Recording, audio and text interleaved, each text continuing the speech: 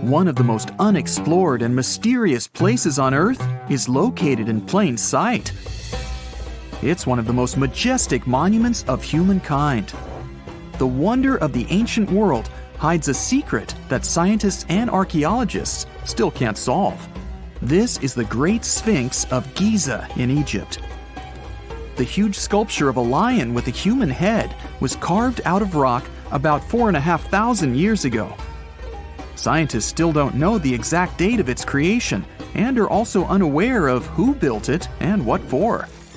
There are many assumptions and theories, but none of them has been confirmed.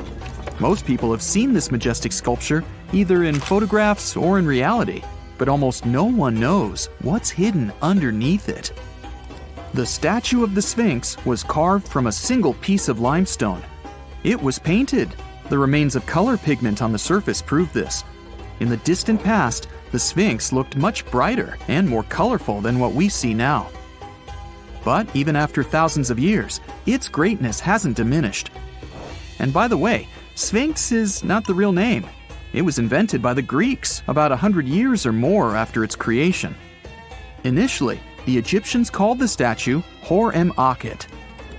There are many legends and theories saying the Sphinx is there for a reason. It's like a watchdog that guards the tomb of the pharaoh and the secrets of ancient Egypt. These legends become more plausible when archaeologists discovered hidden entrances at the feet of the Sphinx. They believe that these secret passages are the beginning of the tunnels leading to the halls with treasures.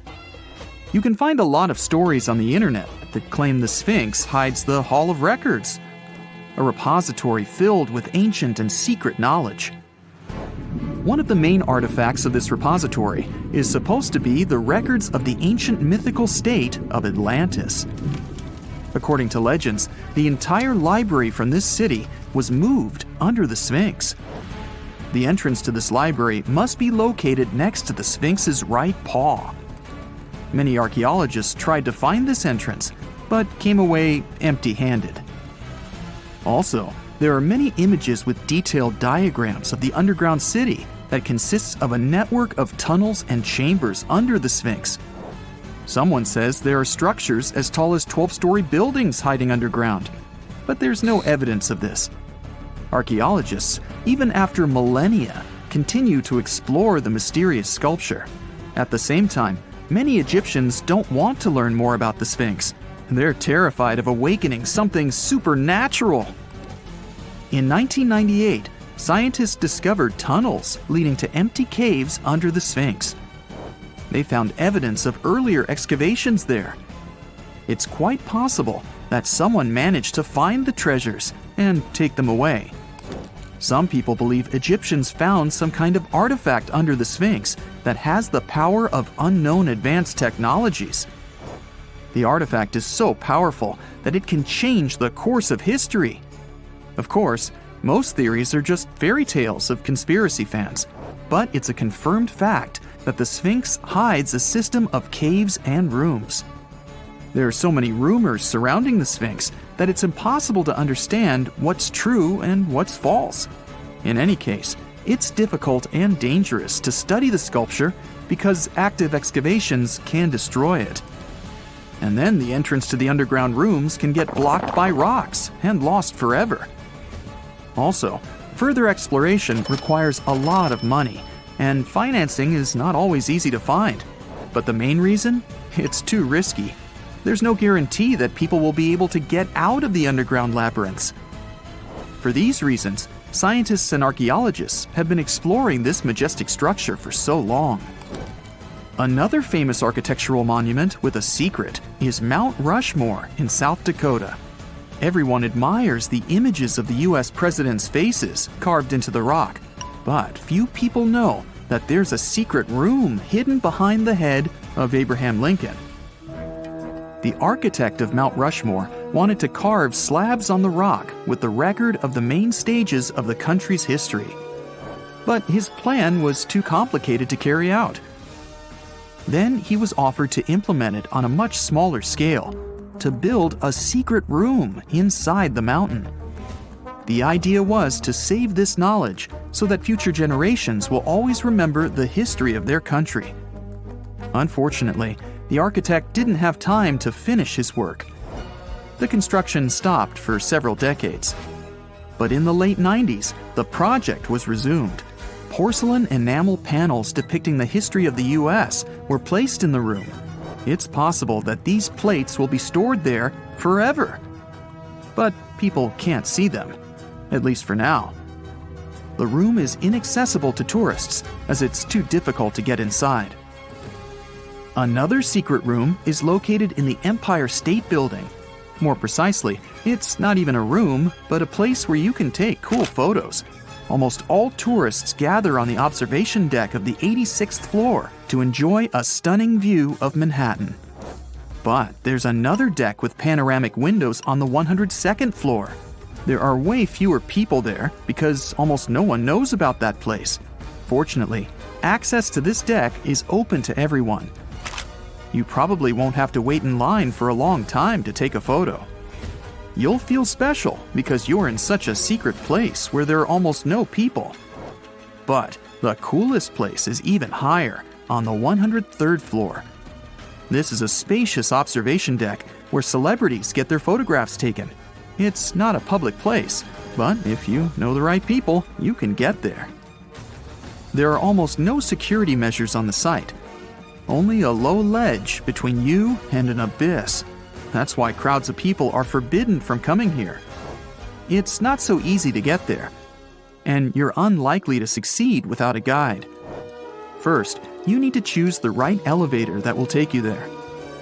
Then you'll go through several engineering rooms filled with pipes, electrical panels, and other technical stuff. The final part of your way is a set of stairs inside a tiny corridor. And here you are, at the top of New York. Now we're in Paris. See the Eiffel Tower? Inside it, there are restaurants and observation decks. But if you try hard, you can find a secret apartment. Now it's a museum, but it was built so that people could live in it. The architect of the tower, Gustav Eiffel, created this apartment in 1889 for himself. It's almost at the very top of the Eiffel Tower. Imagine what a beautiful view he observed every day. He was the first and only tenant. No one else could gain access to this place. When the architect passed away, the apartment remained empty for a long time. Only recently, they restored it and turned it into a museum. Inside, the epoch of the last century is recreated. They even put wax figures of Gustav Eiffel, his daughter, and the American inventor Thomas Edison inside the room. This place is filled with an endless stream of passengers, office workers running late, visitors from other cities, noise, and train whistles. At Grand Central Station in New York, among all these sounds, you can hear the sound of a ball hitting a racket, if you're in the right place. A real tennis court is hidden inside New York Central Station. It belongs to a tennis club that arranges corporate games for employees of many companies. The club was opened in the 60s. Now we're moving to London, Charing Cross Road. It isn't easy to find one secret place here. To do this, you need to look carefully at your feet. Do you see these sewer grates in the asphalt? Inside them, you can notice two signs with the name Little Compton Street. Yeah, there's another street right below you. It disappeared from all maps at the end of the 19th century. Charing Cross Road was built over it. The identification signs that you see are part of old engineering tunnels. There's another interesting place in London. It's located in the southeast corner of Trafalgar Square. At first glance, it looks like a thick lamppost, but there are too many tourists walking around. You come closer and realize that one person can easily fit inside the post. The lamppost belongs not to an electrician, but to a police officer. Yeah, this is the smallest police station in the world. It was built in the 1930s and used as a watch post. Officers had to sit there one by one and watch Trafalgar Square. That always attracted a lot of pickpockets and all kinds of other criminals. There are countless stores all over the world that haven't been opened for decades, and even centuries. The question is why? It seems that nowadays you can open any door you want. The truth is that some doors were sealed for a grave reason. And so far, nobody has found out what treasures and mysteries they hide. Here are 4 doors that keep their secrets all too well. The Taj Mahal. First up, we've got the Taj Mahal in India, one of the most romantic places in the world. Shah Jahan commissioned it in 1631 and dedicated it to his 3rd wife, who he loved like crazy. They were married for 19 years and had a whopping 14 kids together. But unfortunately, she passed away while giving birth to their last baby. Shah Jahan was heartbroken and decided to build an epic tomb to remember her by. The construction took a whopping 20 years to finish. The building has quite an interesting layout. The design is super unusual with these 4 massive 130-foot tall minarets that stand on the corners of a huge platform. They're not just there for looks. Back in the 17th century, architects were having some serious issues with buildings collapsing under their own weight. So, the chief architect of the Taj Mahal made sure to place those minarets as far away from the tomb as possible. And he even tilted them in a way so that if they did fall, they wouldn't wreck the rest of the Taj Mahal. Talk about planning ahead. The Taj Mahal is hiding some crazy secrets. There are sealed rooms all over the place that nobody is allowed to enter. And if you check out photos of the building from the riverside, you can spot 2 basements. But guess what? They're sealed up too. Nobody knows what's inside or why they've been locked up since the time of Shah Jahan. Apparently, there's a good reason why those rooms are off limits. Some researchers think that they were built using marble, which turns into a different substance called calcium carbonate if it's exposed to carbon dioxide. And when that happens, little bits of marble start chipping off like crazy. To make matters worse, there's no air flowing into these rooms. That means that if too much CO2 builds up in the basement, the 4 minarets could collapse. But wait, there's more. Some people think that the body of Shah Jahan's wife can be found in one of these sealed-up rooms in pristine condition. Why not? Who knows what the mysterious rooms might keep? The Great Sphinx of Giza. The Great Sphinx of Giza is shrouded in mystery.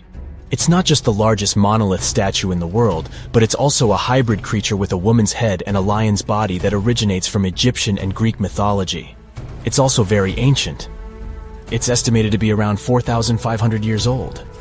The construction of this marvel took about 3 years and required 100 workers, who were not slaves and were treated with delicacies like sheep and goat meat. It is also thought that it used to be much more massive than it is now. Archaeologists found huge stone blocks and abandoned toolkits near the site. However, the real secrets of the Sphinx lie underground, near its paws. A group of scientists used a seismograph to detect 2 hidden chambers beneath the Sphinx's paws.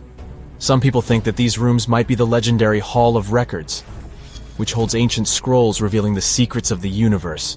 I mean, that's way cooler than any library I've ever been to.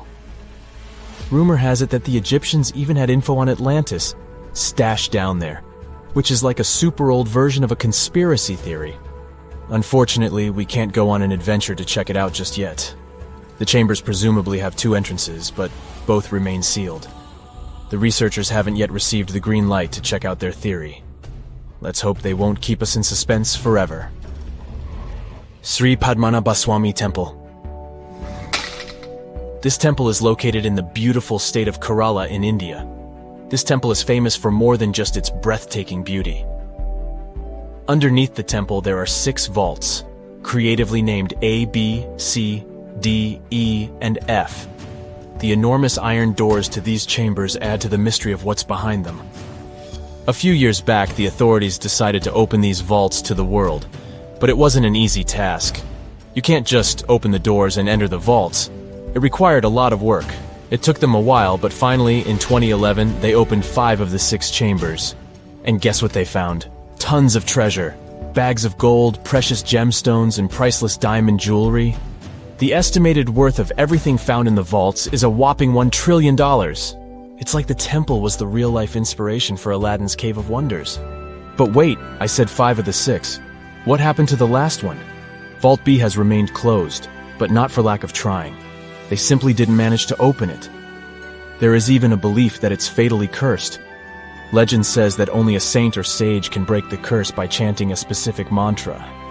But no one has been able to do this yet, presumably because we don't have saints or sages at our disposal. There is also rumor that in the 30s some temple invaders tried to enter Vault B to do some good old looting, but they never reached their target. Apparently terrible snakes materialized out of nowhere and chased the gang away. But of course, this is just an urban legend, and there is not proof of that.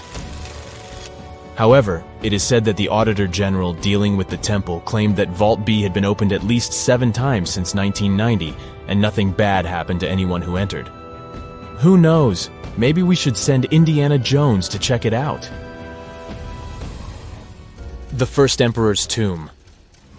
Deep under a hill, completely undisturbed and surrounded by dangerous traps, lies an ancient 2,000-year-old tomb.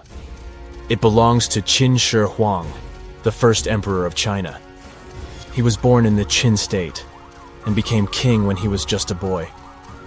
But when he grew up and gained full power, he united the warring states ancient China was divided into by conquering them. After that, he created the Qin dynasty. When he died in 210 BCE, they buried him deep underground in a massive tomb. And when I say massive, I mean massive! Back in 1974, some farmers in Xi'an, China, stumbled upon something strange while digging a well, a huge terracotta soldier. This discovery led to an extensive archaeological dig that has continued for over 40 years, revealing a collection of thousands of clay soldiers. The unique thing about these soldiers is that each one has its own unique features, from hairstyles to facial expressions. It's believed that there could be up to 8,000 of these soldiers, but only 2,000 have been found so far. Interestingly, the central tomb, which is believed to be the resting place of the emperor, is still untouched. In ancient records, there are references to a vast underground city that the emperor built, complete with scenic towers, palaces, and whatnot. Sima Qian, a Han Dynasty historian, wrote that the tomb was adorned with treasures and had space for hundreds of officials, but the lack of technology to properly examine the site is what's holding things up. Qin Shi Huang was surrounded by liquid mercury in his tomb, with 2 of the streams representing the major rivers of China, Yellow River and Yangtze. The ancient Chinese believed that mercury could provide immortality, but it could have also caused the emperor's death since he regularly took mercury pills to prolong his life. The dangerous levels of mercury contamination in the soil near the tomb are the main reason why scientists are reluctant to explore it. It could be very dangerous both for people and for the environment. Now, if I had to choose which door to open, I'd probably go for the one that doesn't lead to a tomb surrounded by poisonous mercury. Call me crazy, but I'd like to avoid any potential health hazards. You find yourself at a food fair in Iceland when you see it for the first time. Volcano bread. You eat a slice and oddly enough, it actually tastes good. Unsure of how this works, you check out the baking process. Is this kitchen really strange looking, or is it just me? The baking spot is in nature, specifically in a hot springs field. You better watch your steps so you don't get burned by the hot vapor jolting from the ground. Now, a local baker shares their traditional rye bread recipe with you. Rye flour, check. Yeast, check. You mix it all together and pour it into a metal pot. Next on the list is digging the hole where you'll place the pot to bake. You dig for about 16 inches until you can see the water bubbling from the ground. If you want to do it like a local, you'll use your finger to check the water temperature. Yikes, that's hot. Actually, the ground is heated by lava. Iceland is one of the most volcanic regions in the world, with over 30 active volcanoes at any one time. After you bury the bread in volcanic soil, you leave it there and wait 24 hours until it's ready. The next day, the bread is fully baked and super tasty. And the best part is, you just participated in an ancient Icelandic tradition. People have been doing this since at least the 1800s. Imagine it's your first day of work in a museum, and your assigned task is to clean the mask of Tutankhamun. You grab your cleaning utensils and then, oh no, this can't be happening. You just broke Tutankhamun's beard. I never wish this to happen to anyone, but this is actually a true story. Back in 2014, an employee at the Egyptian Museum knocked off the beard of Tutankhamun's mask and glued it back on, hoping no one would notice. This mask was discovered in 1922 and is considered one of the 10 symbols of our human civilization. Oh, and the best part of this story? It took historians until 2016 to discover the poor glue job. So, if you visited the museum between 2004 and 2016, maybe you saw the glued beard. If I say Sahara, what comes to mind? An infinite desert landscape, right? Well, according to scientists, the Sahara isn't always a desert. From time to time, it becomes green. But you probably won't be seeing this in your lifetime. Every 10,000 years, the Sahara lives through a humid period, where the sand gives way to lush green vegetation and sparkling lakes. This happens due to a tilt in the Earth's axis, which affects different weather patterns around the globe. Can you imagine the Sphinx surrounded by rainforest? It's mind-blowing. And speaking of the Sahara, say you traveled back to 1800 BCE. If you timed it right, you might get to see the construction of the so-called Black Pyramid in the city of Dashur. These are not the famous Giza pyramids, but they serve the similar purpose of being a final resting place. In 1892, archaeologists excavating the area found an important part of the Black Pyramid that was lost for centuries. The benben, also called a pyramidion, was the tip of ancient Egyptian pyramids. A benben consists of a solid block, usually made of limestone. Most of them were covered with gold and reflected the first rays of light from the sun every day. Can anyone get me a time machine, please? Remember when you ate something really spicy, your cheeks turned red? Apparently, that can happen to birds too. For example, canaries can change colors after eating peppers. These birds have a special pigment that allows them to switch shades depending on their diet.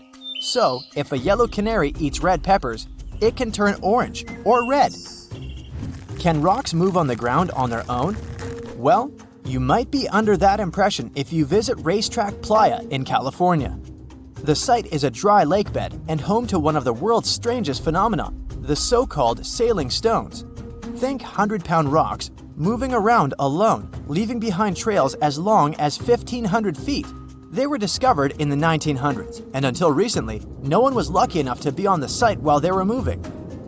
It was only in 2014, after much observation and research, that scientists solved this mystery. The sailing stones appeared because of the perfect balance between wind, ice, and water. When it rains, the water that falls on the ground freezes and forms a coat of ice above the ground. If it's windy, the rocks are easily pushed around, sailing along the lake bed. But hey, if you ever visit Racetrack Playa, don't disturb the rocks. On the western coast of France, you'll find the vacation hotspot known as the island of Ré. It attracts tourists looking for scenic landscapes and beautiful beaches, but that's not all it's famous for.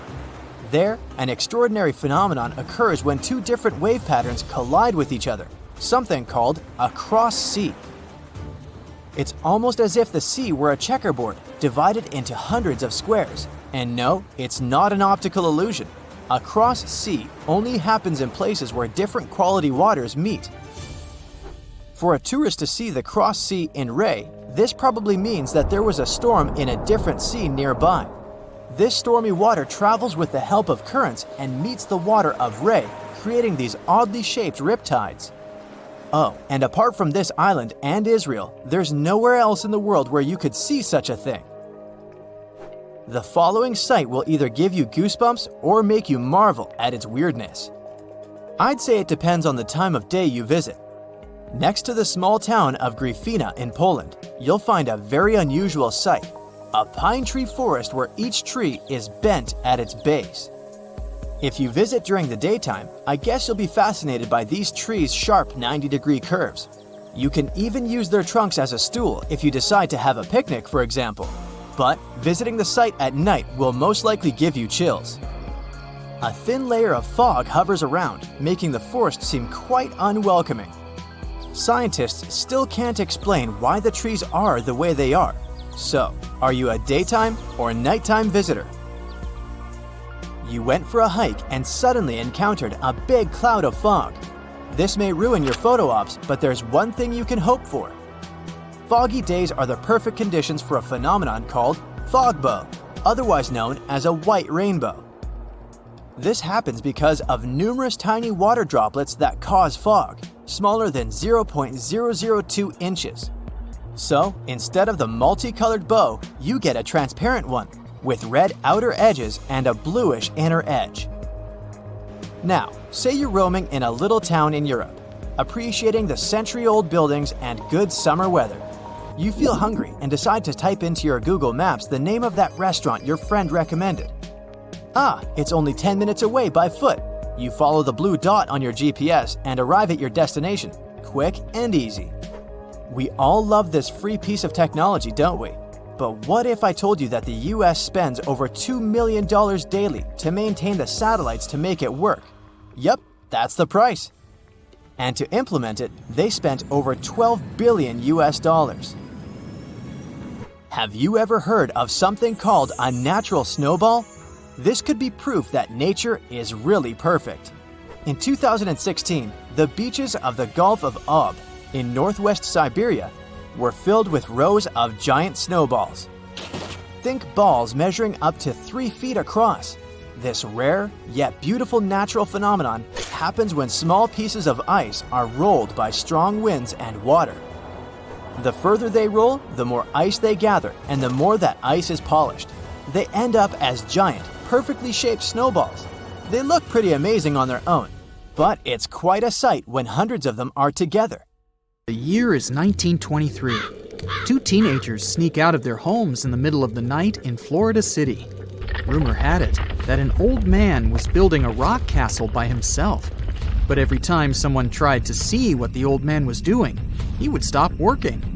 The curious teens managed to sneak into Ed's backyard and saw something they could later describe as magic. They recalled seeing rocks moving around like helium balloons. The old man was moving up to 30 tons of stone by himself to build his castle. Even if he didn't allow anyone to see him working, he would proudly talk about it around the town.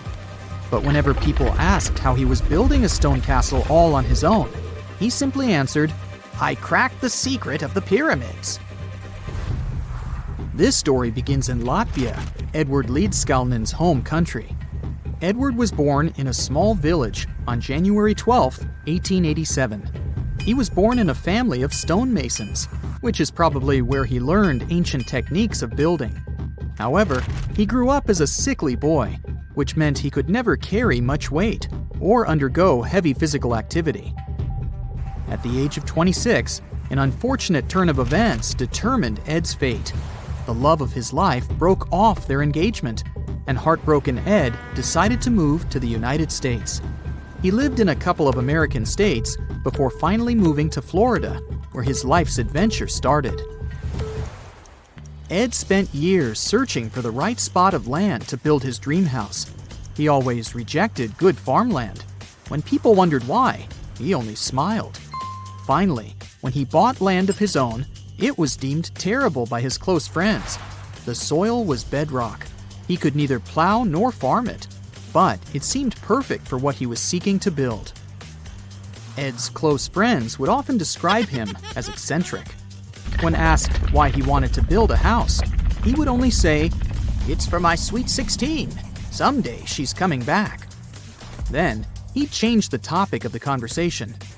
It took Ed about 30 years to finish Coral Castle, and he did it all by himself. He would only work under the cloak of night and never let anyone see what he was doing. The completed Coral Castle embodies a number of unsolved mysteries. If you were to visit the site back then, you'd have to go through a 9-ton, 8-foot-tall revolving gate door that even a kid could push with just one finger. Ed was so proud of this door that he originally named the site Rock Gate Park. It was renamed Coral Castle only much later, after Ed's passing. Once inside, visitors would access the incredible wonders of Ed's constructions: towers, mystic symbols, furniture, and swing sets, all made entirely of monolithic blocks of stone. The stones are set on top of each other, using only their weight to keep them together. And believe it or not, the entire park gathers around 1,100 tons of stone. Today, if you visit Ed's living quarters, you'll even see the simple instruments he used to construct all of this: chisels, hammers, ropes, and pulleys. The type of work he did is difficult even with modern-day equipment, let alone without it. Coral Castle's main mystery lies in how Ed managed to do it. The only photograph of Ed Leedskalnin at work shows a simple leverage structure of a chain hoist attached to a wooden tripod. The tripod was made of old telephone poles with a small wooden box on top. What was in the box is, of course, a mystery. Unfortunately, he took his secrets with him, not sharing the truth of his work with anyone else. Yet, not all is lost, as there are many theories and speculation surrounding what could have happened there. One theory says that there is a harmonic grid inside the Earth's surface, something that would create anti-gravity spots around the globe. It's believed that Coral Castle was built in such a spot. This could explain why it took Ed so long to find land that pleased him. Maybe what he was looking for was a place that allowed him to experiment with anti-gravity forces. Yet, whenever Ed talked about his work, he would say he understood the laws of weight and leverage, and, sure thing, that he had cracked the secret of the pyramid builders. And what secret is that, you might ask? According to Ed himself, it has to do with magnetism. He even published a pamphlet called Magnetic Current. There, he explains that every object has magnetic particles inside of them. A person just needs to understand where they are located inside such objects. This way, objects can be lifted and moved around without much effort, just like moving something heavy underwater. Researchers say that if we assume Ed Leedskalnin and the pyramid builders used the same technique, then it would only have taken 4,700 workers to build the Great Pyramid of Giza, instead of the 20,000 to 100,000 that is currently estimated. But this story just keeps on getting more and more mysterious. In the late 1920s, Ed was finishing the construction of Coral Castle in Florida City. Rumors about his work had spread around town. People said Ed was hiding a stash of money somewhere in his living quarters. One night, a group of men waited until Ed was alone and broke into the castle to rob him. They couldn't find the money, and luckily didn't harm Ed. But in the following days, he decided that it was best he moved out of that land. Of course, he took more than his toothbrush along with him. Ed decided to move the entire Coral Castle to another land, 10 kilometers away from where he had built the park. Legend says he hired a truck driver and asked him to swear secrecy about what Ed intended to do. He asked the driver to look away while Ed loaded the truck by himself, moving all of the rocks without any help. With the truck loaded, Ed and his castle moved to Homestead, Florida, where the park is located until this day. In 1986, a group of engineers from Florida University was called to try to fix the park's gate entrance, the 9-ton revolving door that Ed was so proud of. They arrived with plenty of modern-day equipment, including a 20-ton crane. When the engineers took the door down, they noticed that Ed had used a strange circular stone at the bottom of the revolving door. The engineers couldn't understand how this frisbee-sized rock could withstand 9 tons of weight without breaking into pieces. They sent the rock to the geology department at the University of Florida, but the geologists simply returned the rock, saying they couldn't find a match of this rock in their databases. They couldn't determine its origin. The engineers put the 9-ton gate back into place, trying to use other techniques. At first, it didn't work without the base rock Ed had originally used. So, they had to cut the gate rock to make it work as a revolving door once again, proving that modern-day technology couldn't replicate what Ed had done single-handedly. Fast forward to 2011, and another man claimed to have cracked the code of the pyramid builders and Ed Leedskalnin himself. Wally Wallington, a retired construction worker from Lapeer County, Michigan, has managed to build using similar techniques to those used by Ed. Wallington is known for having built his personal Stonehenge in Michigan.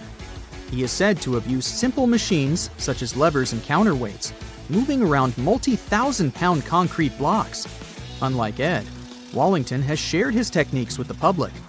Multiple videos are showing the clever engineering he built from very simple materials. It sure is impressive. The man has moved his entire barn into another property just with the help of simple tools. However, there is no way to prove that these were the same techniques used to build Coral Castle. To this day, the secrets of Coral Castle haven't been unraveled. But hey, we can always keep trying to solve it. 2 centuries ago, a 31-year-old Frenchman stormed into his brother's office in Paris. He had only one thing to share. "I've got it!" The man was so excited that he immediately collapsed. He spent the next 5 days in bed recovering his health. Who was this mysterious person, and why was he so thrilled? Jean-François Champollion made one of the greatest scientific breakthroughs in human history. He had cracked the code of Egyptian hieroglyphs. This enabled scientists to finally unravel the secrets of this ancient civilization. They weren't able to read hieroglyphs for nearly 2,000 years. After the Romans took over Egypt, the intricate writing system slowly faded away from people's minds. The last of the hieroglyphic texts date back to the 4th century. For thousands of years, Egyptians used images to show their lives. But the knowledge of how to read these pictures was lost to modern science. The story of hieroglyphs began in 3250 before current era. That's when ancient Egyptians developed writing.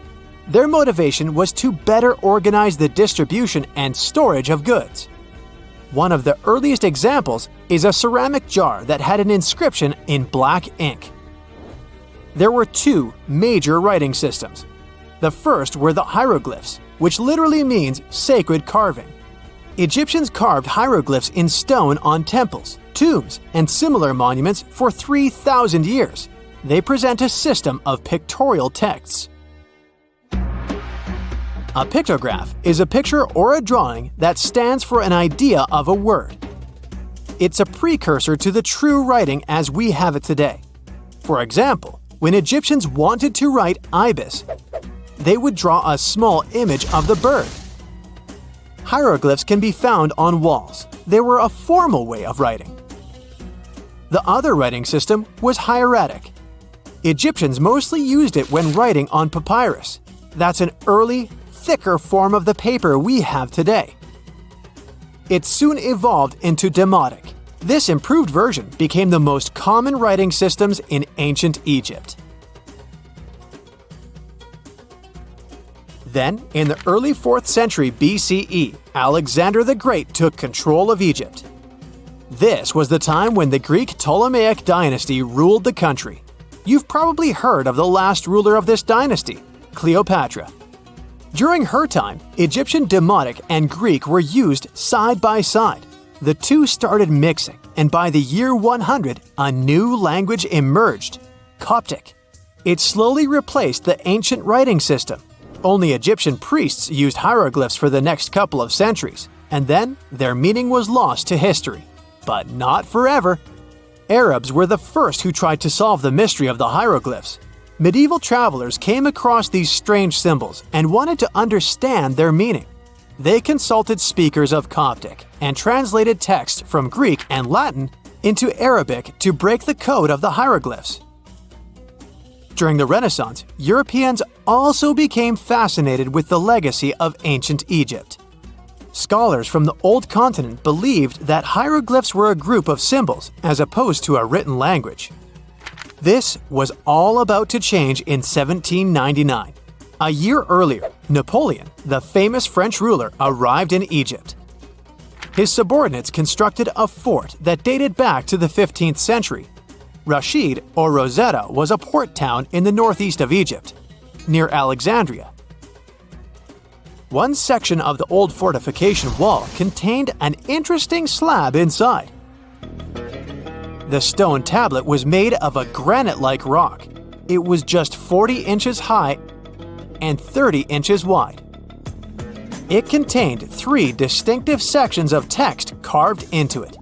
The letters were in 3 scripts and 2 languages: hieroglyphs, Demotic, and Greek.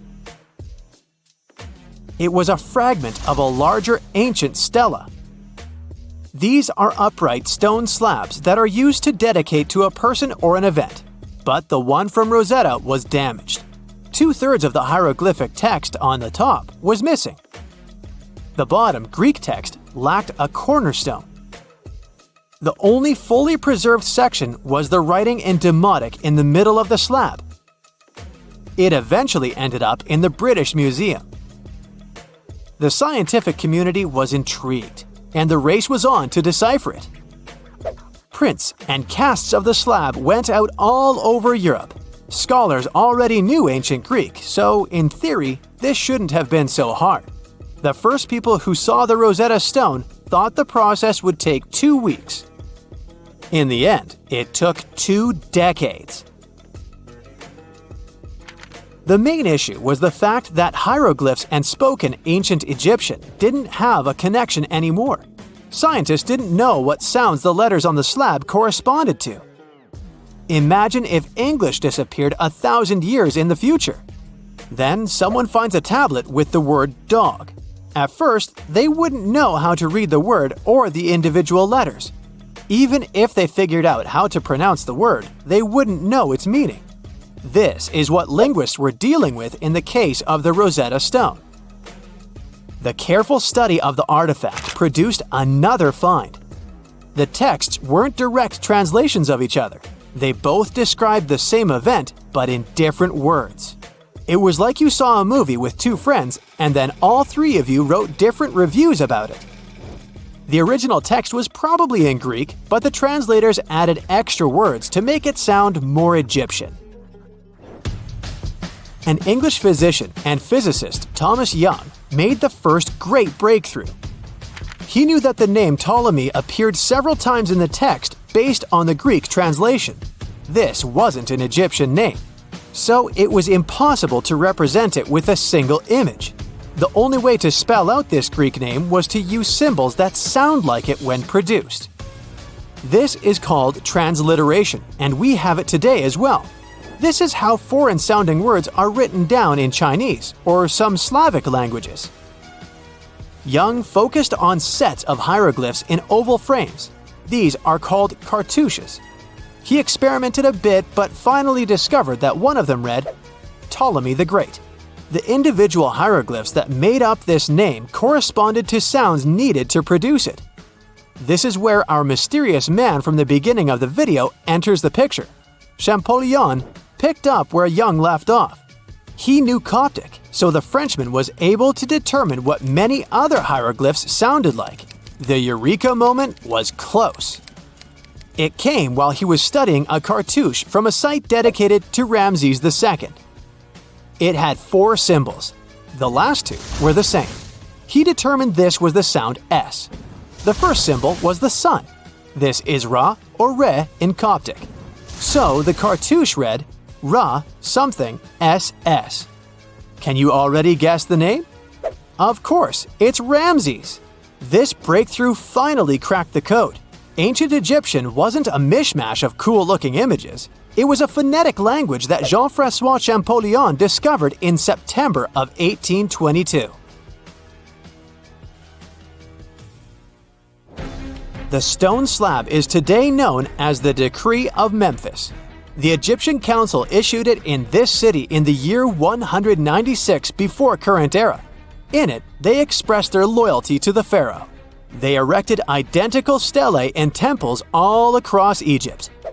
The Rosetta Stone was just one copy of them, but its content is less important than the fact that Champollion's translation gave these ancient peoples their voice again.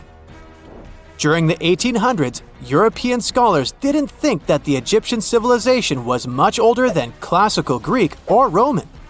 Now that scientists could read hieroglyphs, a whole new chapter of human history opened.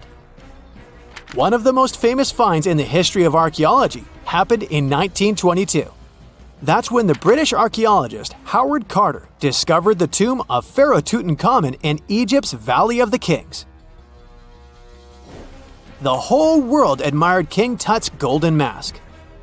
But without Champollion's pioneering work, it would be impossible to know who its owner was. The young pharaoh's cartouche is phonetic. For instance, you pronounce the pictograph of a chick as the vowel U. The symbol for the key of life is an ankh, and there is a shepherd's crook in the end. It symbolizes the word ruler.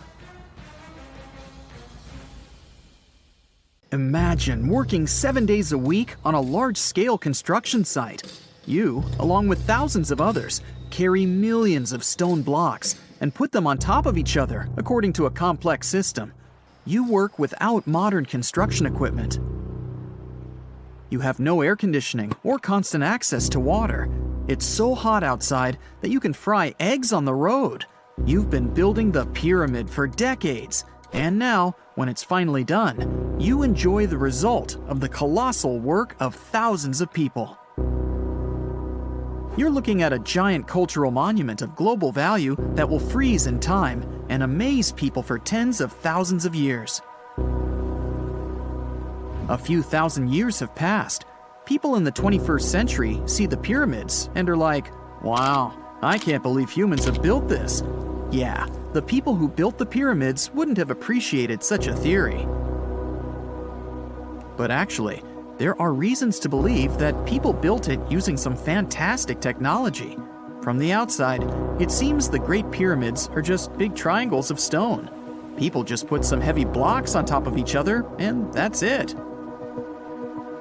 In fact, the design seems too perfect to be true.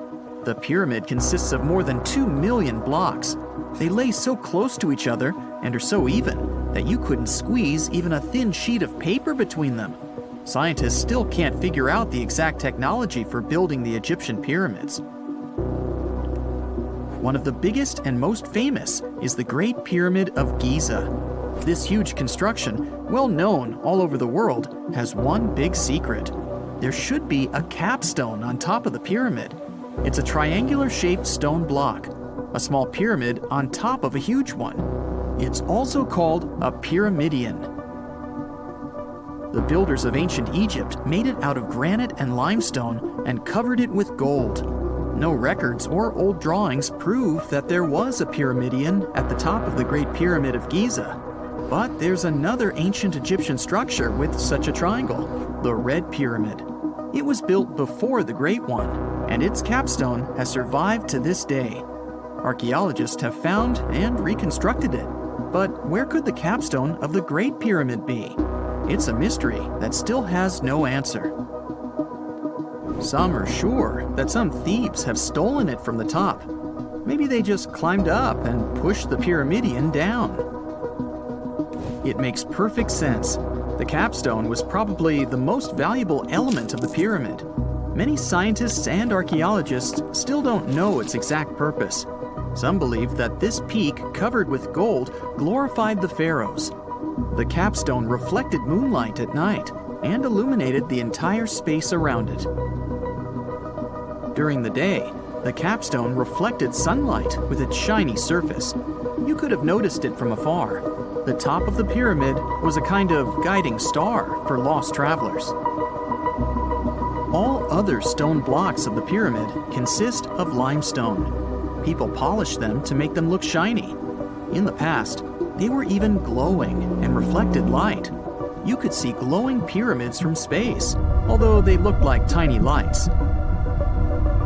Over thousands of years, winds, sandstorms, and rains have changed the pyramid's appearance. If people had taken care of them all this time, they would have looked like something out of science fiction movies, or the pyramids from Las Vegas. But unfortunately, we will never see their original appearance. Some archaeologists and scientists believe that the capstone could absorb the sun's energy and distribute it evenly throughout the pyramid.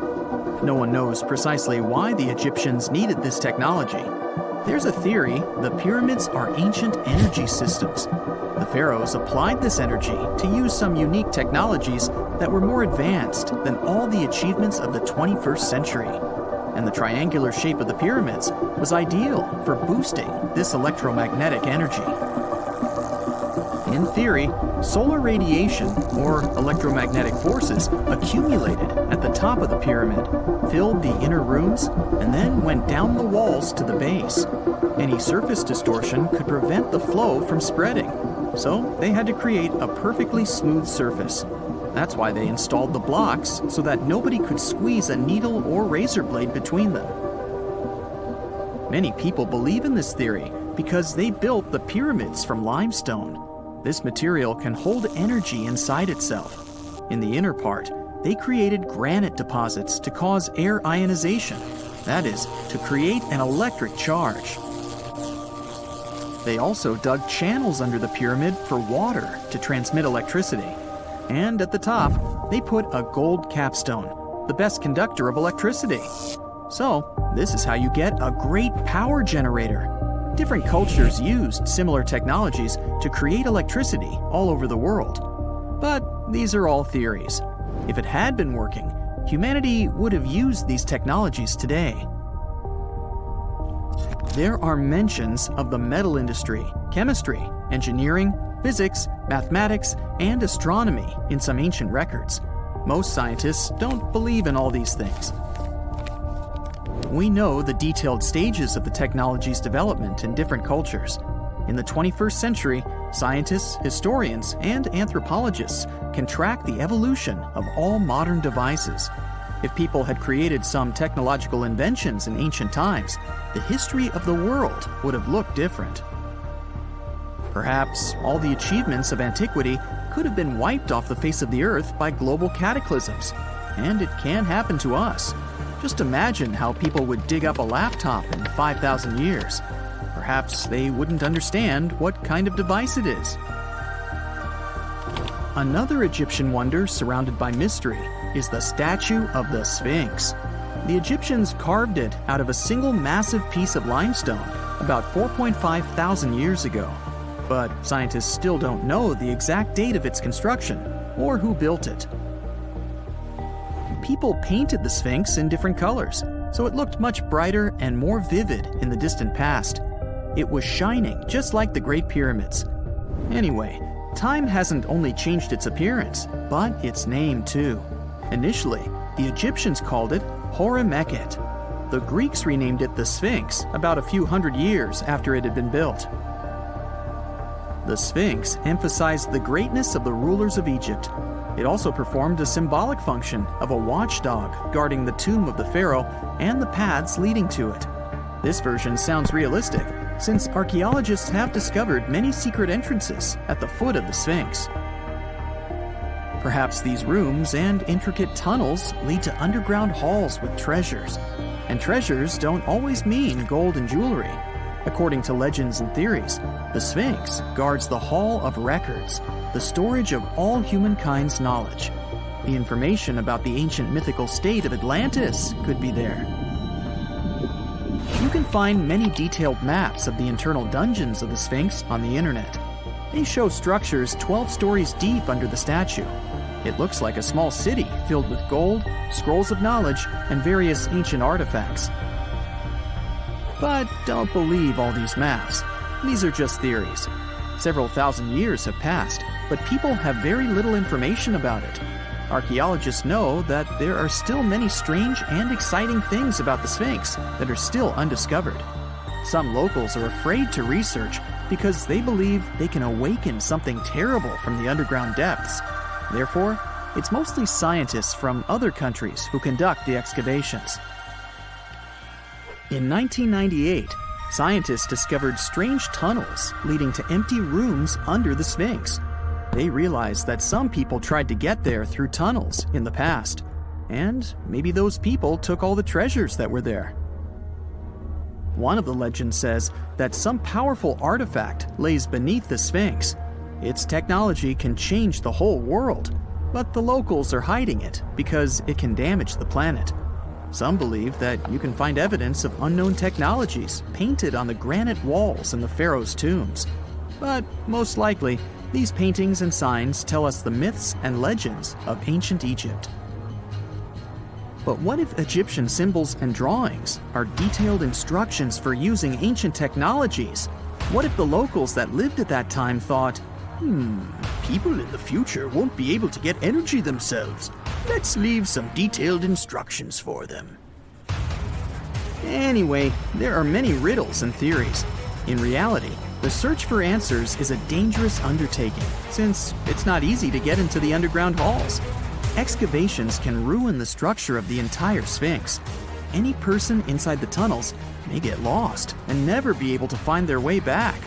Besides, it costs a lot of money. Now, what would be awesome is if people could invent some device that could scan underground areas and show their detailed models. This summer, you finally decide to go on that once-in-a-lifetime round-the-world trip. The first stop of this exciting adventure is in Europe. You start your journey in Italy, the country of pasta and pizza and delicious gelato.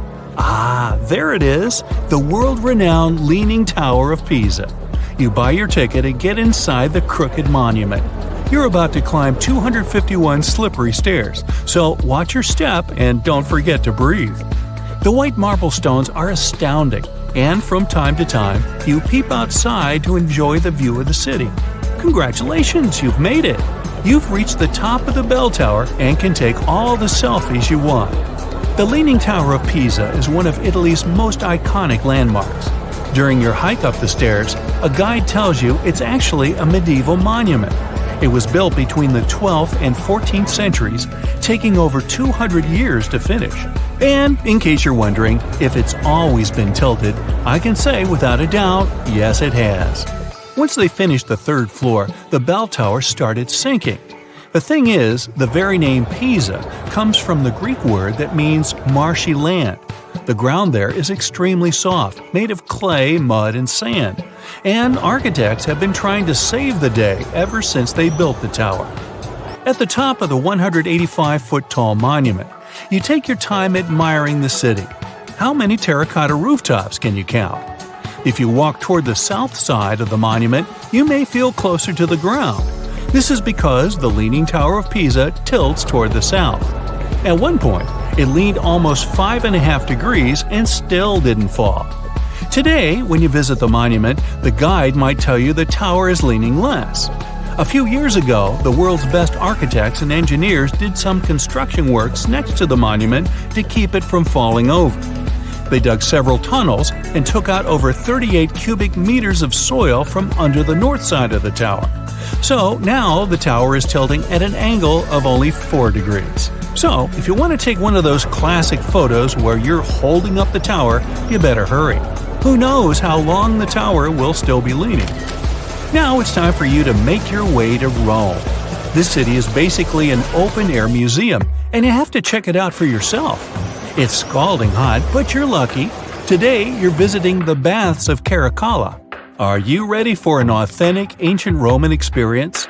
You enter through what once was a locker room. You'll have to use your imagination. Today, you'll only see 130-foot-tall brick walls here.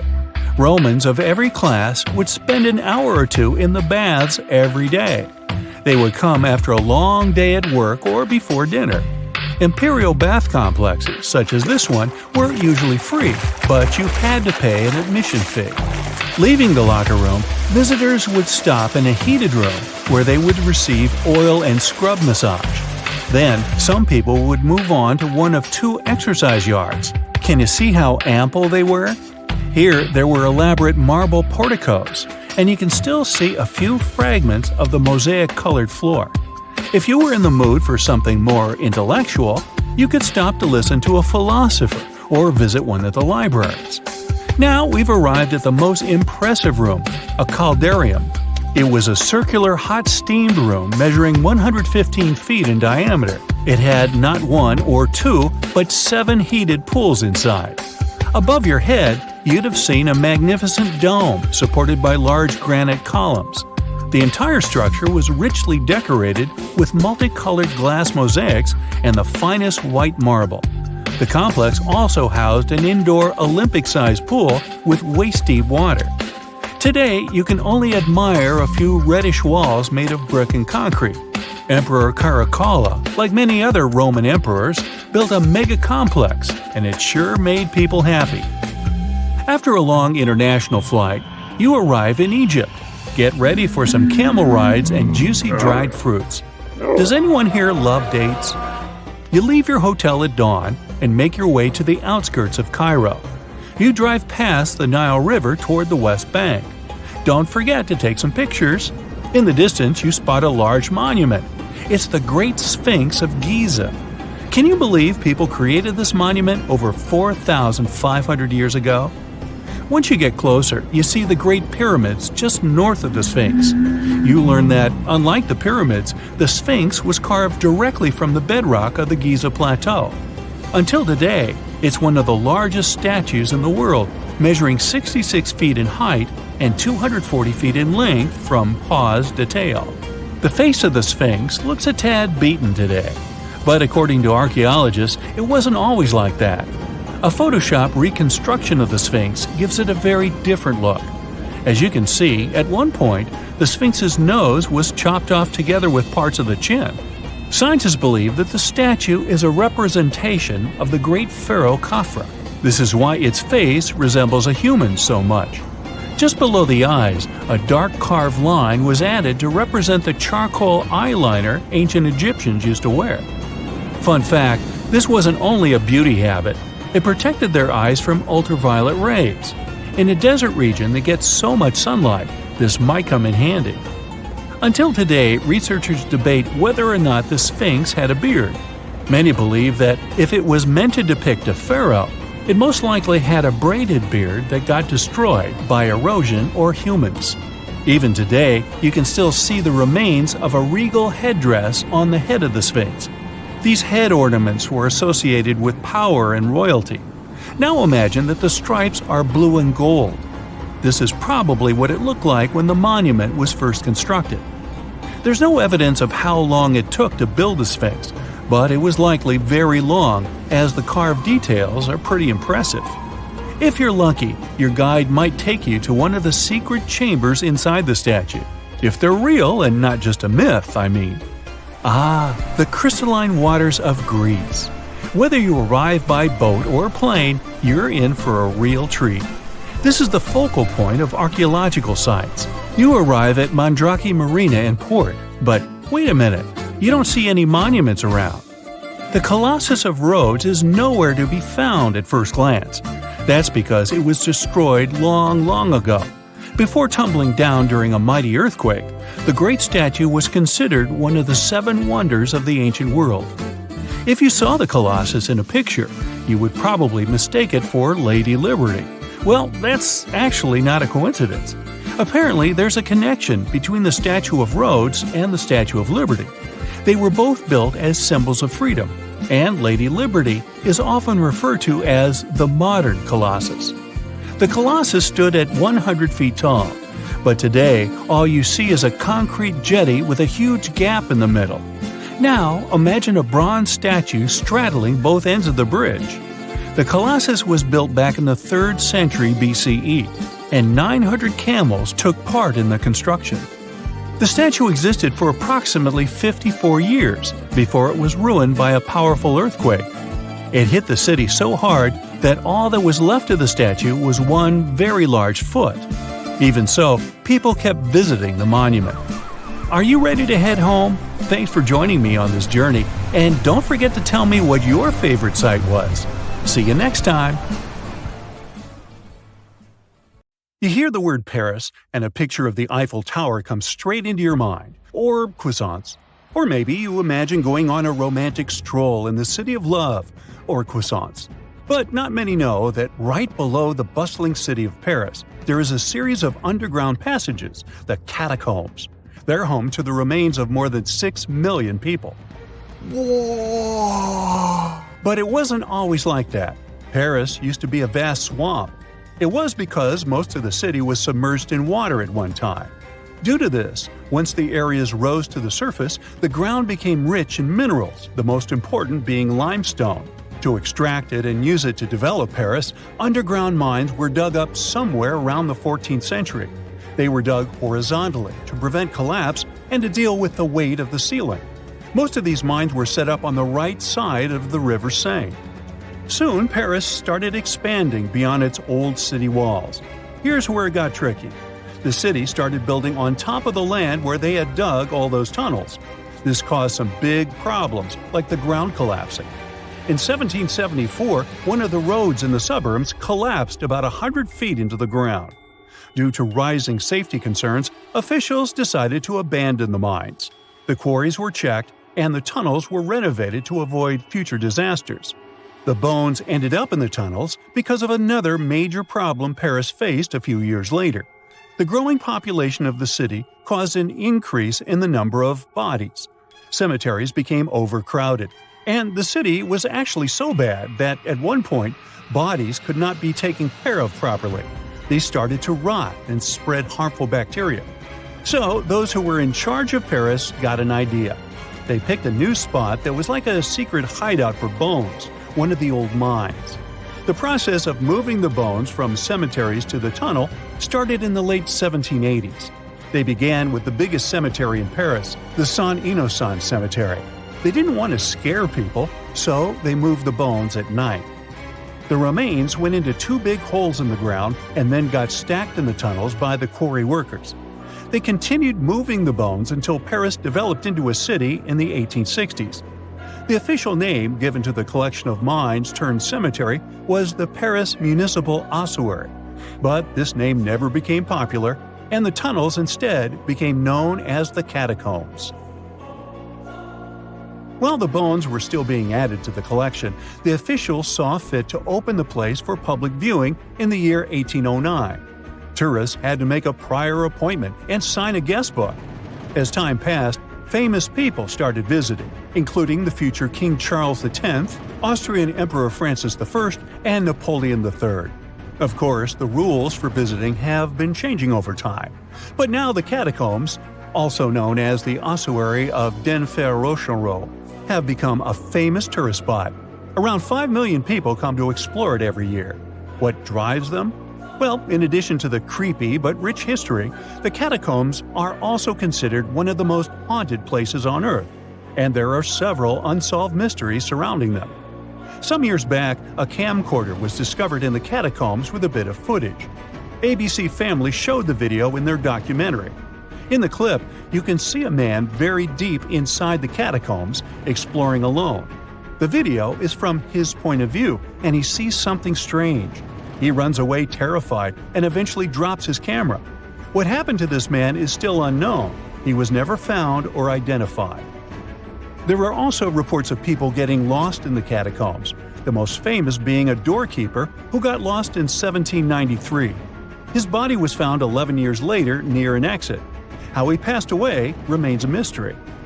There are also some not-so-eerie but equally strange mysteries surrounding the catacombs. There are people who like exploring the tunnels on their own. They're known as cataphiles. These people go into the quarries that have been abandoned to the public and long forgotten. Some explorers discovered secret water pools in the abandoned areas, and people would go to take a dip there. In 2004, police patrolling an unexplored area came across a 5,300 square foot cavern with a movie theater. There was a screen, projection equipment, some classic movies, and even chairs. There was also a restaurant-like setting nearby, 3 telephone lines, and, well, electricity, which hinted that a group of people had been living there or regularly visiting. But when the police came back 3 days later with experts to find the source of the electricity, they found that the wire had been cut off. Only a note was left behind: "Do not try to find us." Such enthusiasts existed in the past, too. Once, a Parisian farmer did the same and came across button mushrooms growing in the catacombs. He saw an opportunity to make easy money, and he actually created mushroom farms in the tunnels. He even got official permission for it. By 1950, 100 farmers had been working inside growing mushrooms. There's also a scary legend about the catacombs that some people believe in. According to it, at midnight, unexplainable voices can be heard in the catacombs. They try to convince people to go further inside the catacombs until they can't find their way out. There's no strong evidence whether this story is true or not, but thinking about it is still scary. Due to safety issues, today only a small part of the catacombs can be legally toured by the public, less than 2 miles, while the catacombs go on for 200 miles. And still, the tour is an hour long, and it perfectly captures what's worth seeing. Solo traveling is extremely dangerous, as there is the possibility of getting lost. No thanks. In 2017, 2 teenagers entered the system through a secret passage. They were found 3 days later and had to be treated for hypothermia. The tunnels, damp and old, have an average temperature of 59 degrees Fahrenheit. Keep in mind that the entrance alone is uncomfortable enough to turn some people away. To get inside, you have to go down a winding staircase that takes you a little more than 65 feet below the surface. In the beginning, you find yourself in a well-lit room filled with interesting information and displays. But as you move forward, the place gets eerily silent. You pass through a creepy entrance that boldly declares this in French, which when translated English is something like, "Stop, this is the Empire of Doom." It's not exactly a warm welcome, and that's because the Paris catacombs are known for their haunted reputation. As you move deeper, the sounds of the world above fade away, and soon you are surrounded by the silence of the earth below. The bones themselves are placed strategically, almost in artistic patterns. This was the idea of a man who was once in charge of the place. He turned the bones into a kind of underground museum with cool structures like columns, plaques, altars, and even some weirdly shaped forms that some people consider art. Popular all year round, the catacombs become particularly loaded around Halloween. People organize special parties or events near the place too. But the most bizarre thing was offered by the catacombs themselves through Airbnb. The famous rental service allowed 2 guests to sleep in the catacombs. They were offered a bed for Halloween night and breakfast. Upon checking in, they were told tales and the history of the catacombs. This way, they went to bed fully aware of the fact that they were sleeping among the remains of 6 million people. Yes, it remains to be seen. It's 1898, and you're taking part in excavations in Saqqara. This place, not far away from Cairo, is full of ancient tombs and pyramids. You're in your Indiana Jones mood and hope to find something really phenomenal to become famous. Gold, manuscripts, treasure maps, mummies of famous pharaohs. Wait, a wooden bird? You're really disappointed as it looks like a regular toy. An old one, but still. Little do you know that years later, someone would propose that your bird was actually an ancient monoplane. So the artifact, nicknamed the Saqqara bird, is made of a sycamore tree. The birdie has a wingspan of just 7 inches and weighs around 40 grams. A perfect original souvenir from Egypt, I would say. It's over 2,000 years old and looks pretty plain, without any carvings of feathers or other intricate ornaments. It has a beak and eyes though, which makes our find look like a hawk, the emblem of the deity Horus. Its tail is rather unusual as it's squared, looks weirdly upright, and it seems like the sunken part of it was the place for a now missing piece. Humans love solving a good mystery, so there have been several attempts to explain the use of the birdie. First, quite simply, is that it was a ceremonial object. The second idea is that it was a toy for a child from some well-off family. It could have been some sort of boomerang, which was a popular concept in ancient Egypt. Then there was a theory that the bird had been used as a weather vane. But this one has been debunked as the figure doesn't have any holes or markings, except for the one made at the museum in Cairo to fix the exhibit on a stick. So there was no way to hang it in the past.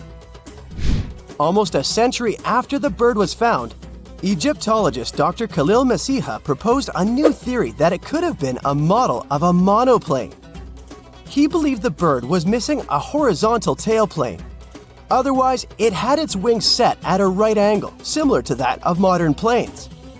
It could have worked to generate the aerodynamic lift necessary for flights. Dr. Masiha also claimed that it was common at that time. to place miniature models of technological inventions in tombs. So, did the ancient Egyptians really invent the plane in 200 BCE? That would make the Wright brothers, who are considered the inventors of aviation, really upset. They made one of their first flights only in 1903. There's just one way to know for sure, and that is to test the model. But you know, the ancient museum in Cairo would unlikely let one of their cherished exhibits fly around like a toy. That's why glider designer Martin Gregory built a similar model, this time of balsa wood, and concluded that even with the missing tailplane, the plane wasn't much of a flyer. Case solved? Not really. This didn't sound convincing enough to the History Channel, so they invited an aerodynamics expert to build another replica of the bird.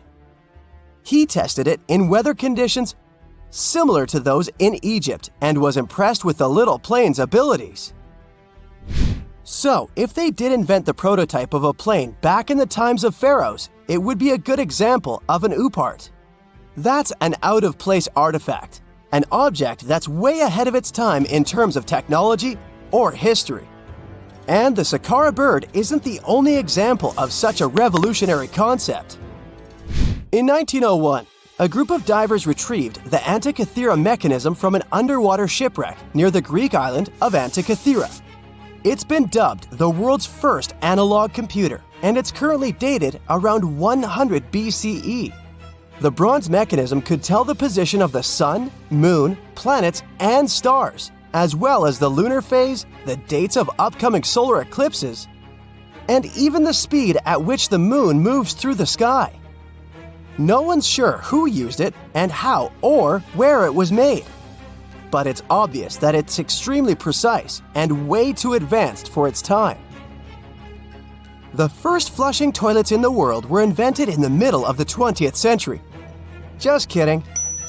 The ancient Minoans on the Mediterranean island of Crete and the Indus Valley civilization both came up with this brilliant invention at the same time, around 4,000 years ago. The plumbing and sanitation were so well done that no one managed to design anything better until 2,000 years later. One ancient Minoan lavatory was discovered at the Palace of Knossos. It looks like it had a wooden seat set over a tunnel that directed water from a rooftop reservoir to an underground sewer. Other varieties got water from jugs. Only the super rich people could afford all this glory. So if you wanted to shop for real estate back then, the flushing toilet would be a telltale sign you were in the rich neighborhood. Automated doors became a cool, seemingly new invention back in 1931. But the technology behind them is actually much older. Think the 1st century CE old. Mathematician and engineer Heron of Alexandria came up with a hydraulic system to open and close temple doors. To bring it into action, you need to light a fire to produce heat. There was a brass pot under the fire, half filled with water. The inventor connected the brass pot to containers that acted as weights. When the fire was burning, the water moved into the containers. They went down and pulled the ropes. It was nothing like a supermarket door that opens in front of you before you even have time to think. Heron's door took hours to open, and there was no way to stop the process. That's why they only opened the doors once a day before people entered the temple, to add some mysticism at the temple during ceremonies. Spooky. Looks like the first ever battery was invented in Baghdad around 2,000 years ago. A German archaeologist found this oval-shaped clay jar in 1938. Scientists are still not sure what purpose it served and who exactly invented it. There is a theory that it was used for electroplating objects with precious metals. When they filled it with a weak acid like vinegar, the battery produced around 1 volt of electricity. Another theory says it was a vessel for sacred scrolls. Would you like to buy contact lenses designed by Leonardo da Vinci himself?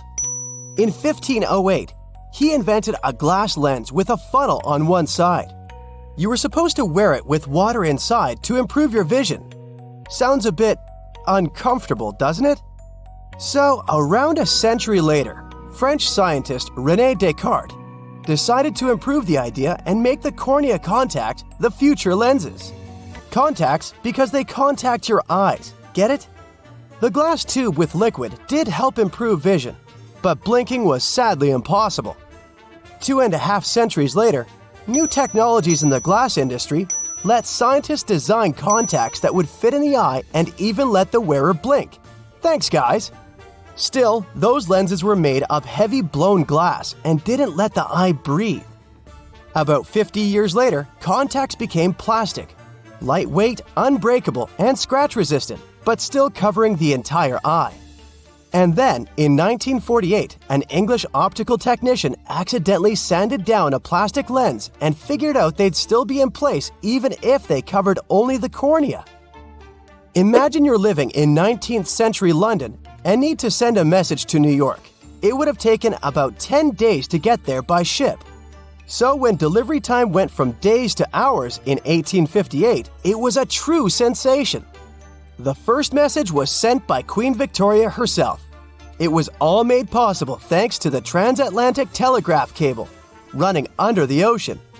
Sadly, the new cool invention only lasted a few weeks.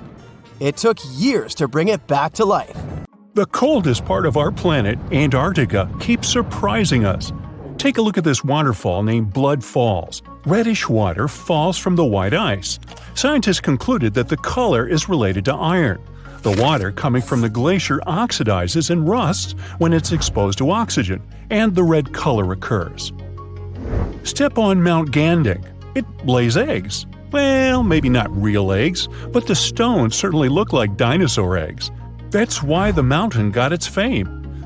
Let's call them stone eggs, formed in one part of the mountain over 500 million years ago. Interestingly, this phenomenon repeats once every 30 years. Eggs come out in various sizes and shades. The stones appear on the surface of the cliff. A study made in the area has revealed that the composition of the stones of the cliff isn't similar to other parts of the mountain. Here, calcareous rocks rule. They're more prone to erosion. They ripen off day by day. It took 3 decades for the stones to get to the egg shape. Yet, it's still a mystery how these rock formations can be so perfectly spherical and smooth. According to scientists, every stone egg has an organic core. They're made of shells, plant remains, fish teeth, and skeletons. Maybe this has something to do with it. Gulu village is close to the stone eggs. Locals believe that these eggs are sacred. Villagers associate it with good fortune. In fact, nearly every family has one of these eggs in their house. Unfortunately, there are only about 70 eggs left, so if you want to see them, you gotta hurry up. The Richet structure is a circular geological phenomenon in the Sahara Desert near Mauritania. It's made out of rocks in layers, and these layers look very much like rings. No wonder the unique structure even got NASA's attention. Up from the sky, the geological feature seems to be swirling and spinning. Scientists are still not sure how these rings got there. Some say it was an asteroid impact. Many others believe that it was a natural geological process. To them, the Richet structure is an uplifted and eroded dome. Geologists often classify it as a domed anticline. The scientists discovered that the rocks at the center are older than the ring-shaped outer rocks, so it seems like the stones have been eroded to flat rock layers. Anyway, there's no valid explanation for this phenomenon, and the 28-mile-long mystery of the Sahara is still to be solved. Number 4 is Rapa Nui, or Isla de Pascua, but I bet you know it as Easter Island. Yeah, it's got 3 names. It was discovered by Jacob Roggeveen, who actually never intended to look for that island. He just casually landed there one Sunday. That's where the name comes from. Jacob was supposed to find Terra Australis. Disclaimer, it's not Australia. This one never existed and was nothing but a hypothetical continent. Plus, he wanted to peek at Davis Land, which was believed to have once been seen by Edward Davis, the pirate, not Edward Davis, the saxophone player. Jacob failed at that too, though nobody ever saw that island except for the pirate Davis. Jacob may have failed to discover some lands he wanted to, but he discovered Easter Island instead. This is an island and special territory of Chile, located in the southeastern Pacific Ocean. It's on my list because nearly 1,000 stone statues called moai were found there. They were created by the Rapa Nui people. Nearly all statues represent gigantic heads, but there are also a small number of figures kneeling with their hands over their stomachs. Each statue represented chiefs or other important members of Easter Island society.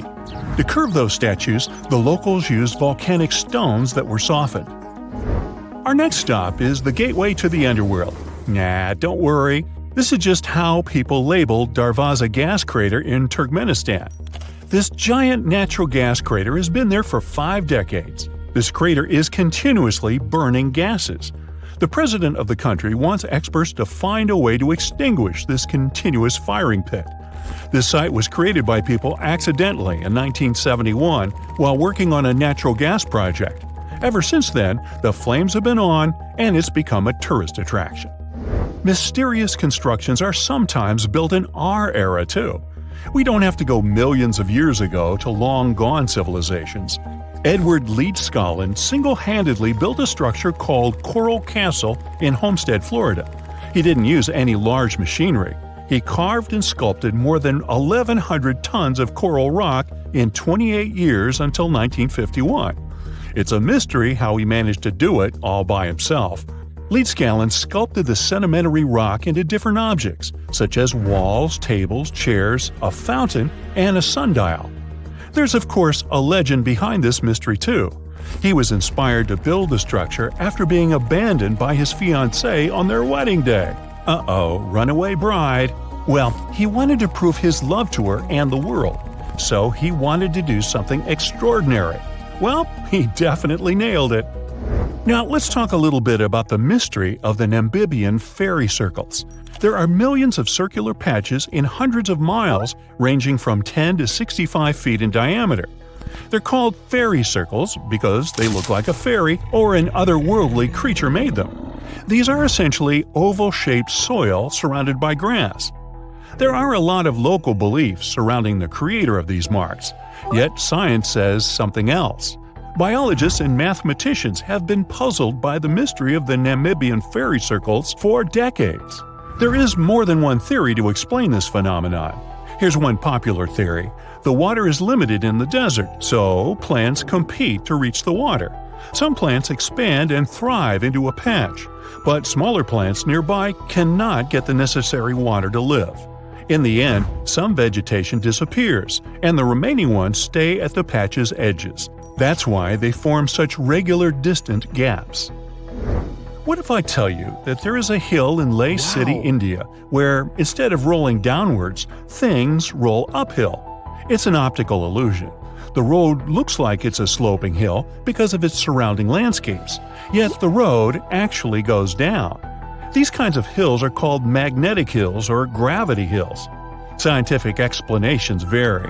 The most common theory says that the hill has such a strong magnetic force that it can pull cars in the vicinity. Now, how about seeing some flaming rocks? Yanartash spread over an area of over 3 square miles. The place is located on a rocky mountain in southwest Turkey near the town of Çağrıoğlu. Yanartash got its name from its appearance. It literally means flaming stone.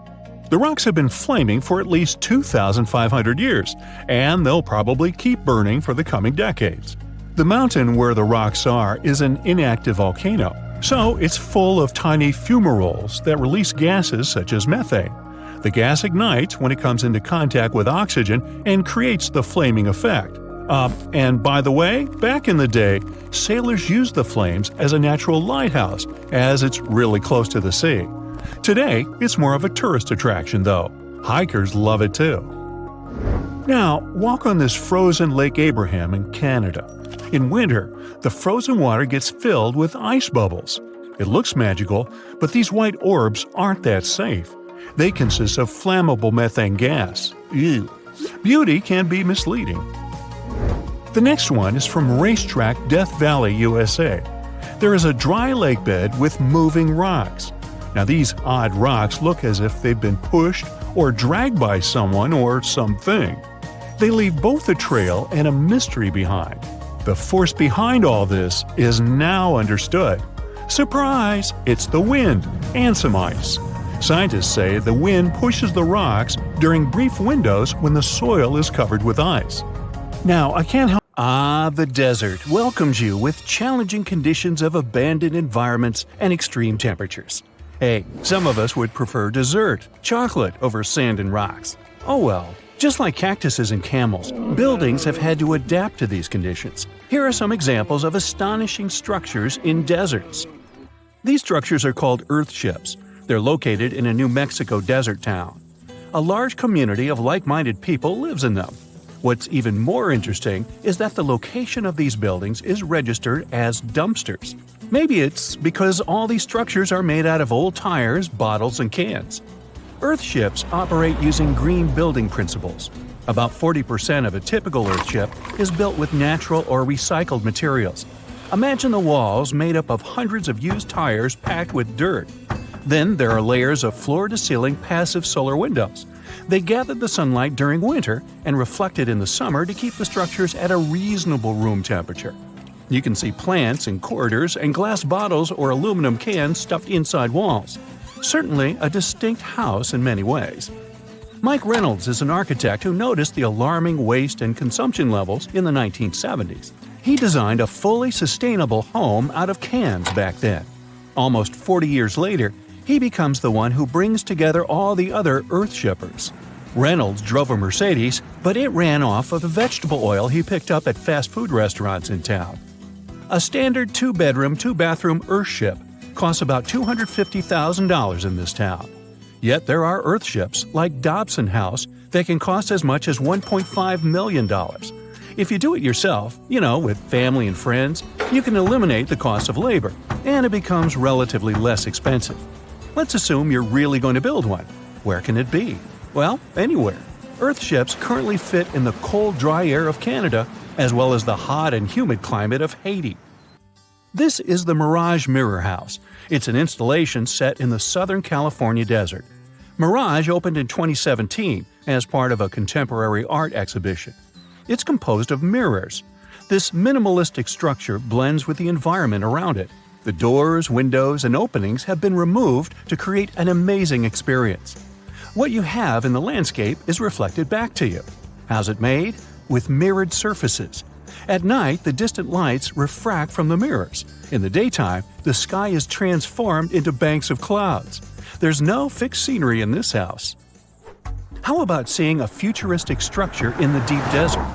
Architects designed a concept home that pairs perfectly with Elon Musk's Cybertruck.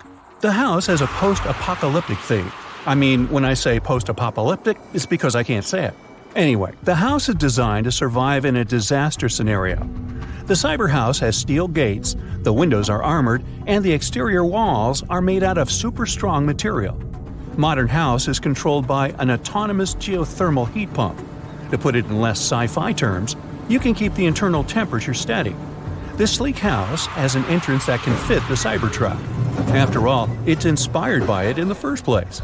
Plus, the Cybertruck can be lifted to the second floor to be more secure.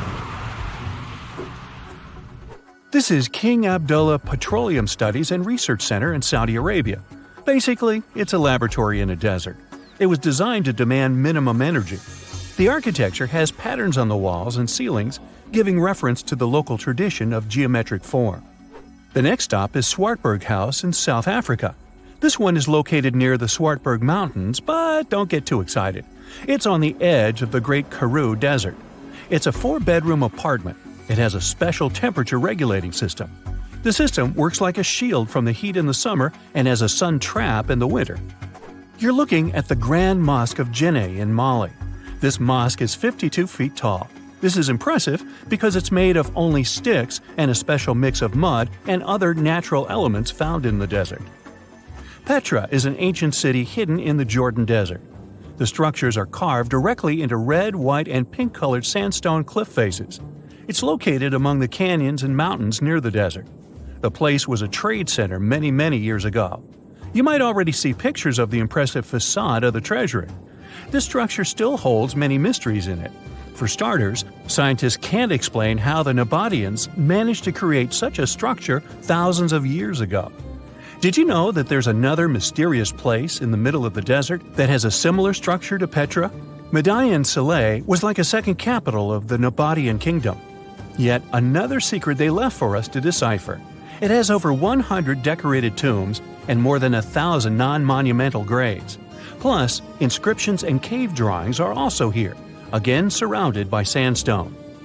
This wooden shack was a post office once. The structure is in the Tengger Desert of Mongolia. It's surrounded by nothing. Sand is the only thing that accompanies the lonely structure.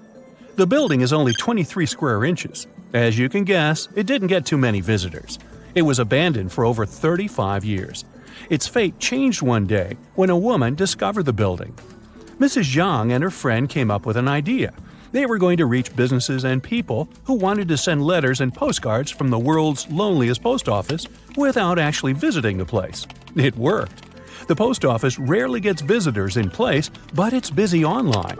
Over 20,000 letters and postcards were sent from the Desert Post Office in December 2021 alone. The place is about 6 miles off the nearest road. A post truck picks the letters up and hits the road for delivery. Eventually, they are shipped all over the world. A second destination in Saudi Arabia is King Abdulaziz Center for World Culture. The building has an interesting design. It took nearly a decade to build this complex structure. It's a 321-foot-tall tower which stands out with its look. Stone Matters Pavilion is a stone structure in Palestine. The structure spans a surface area of 93 square inches. It has been built entirely out of 300 interlocking stones that mutually support each other. The concave roofs, and yes, they look like giant bowls, are designed that way to collect rainwater. The structure is in Iran. Interestingly, in Iran, the evaporation rate is 3 times faster than the world average, so this bowl-like design comes in very handy. It captures the water in a way that the water can form a single mass as a whole before it evaporates. The outer shell of the roof system collects rainwater, but it also works as an additional shading. It makes air move freely, designed like a cooling mechanism for both roofs. Eco Lodge in Egypt is the next stop. The project is built in a place that overlooks the desert and is constructed using locally available materials like sun-fired bricks and palm wood. The building is an example of traditional architecture. There's a water basin that lets in the air to keep the interior cool. A worthy mention is the CID Interpretation Center in Chile. Chile's Atacama Desert is among the top tourist destinations in the country. To help the tourists, architects designed a visitor center as part of the infrastructure for the wind farm. Here, the cold winter months don't freeze people because the large windows make the most of solar heating.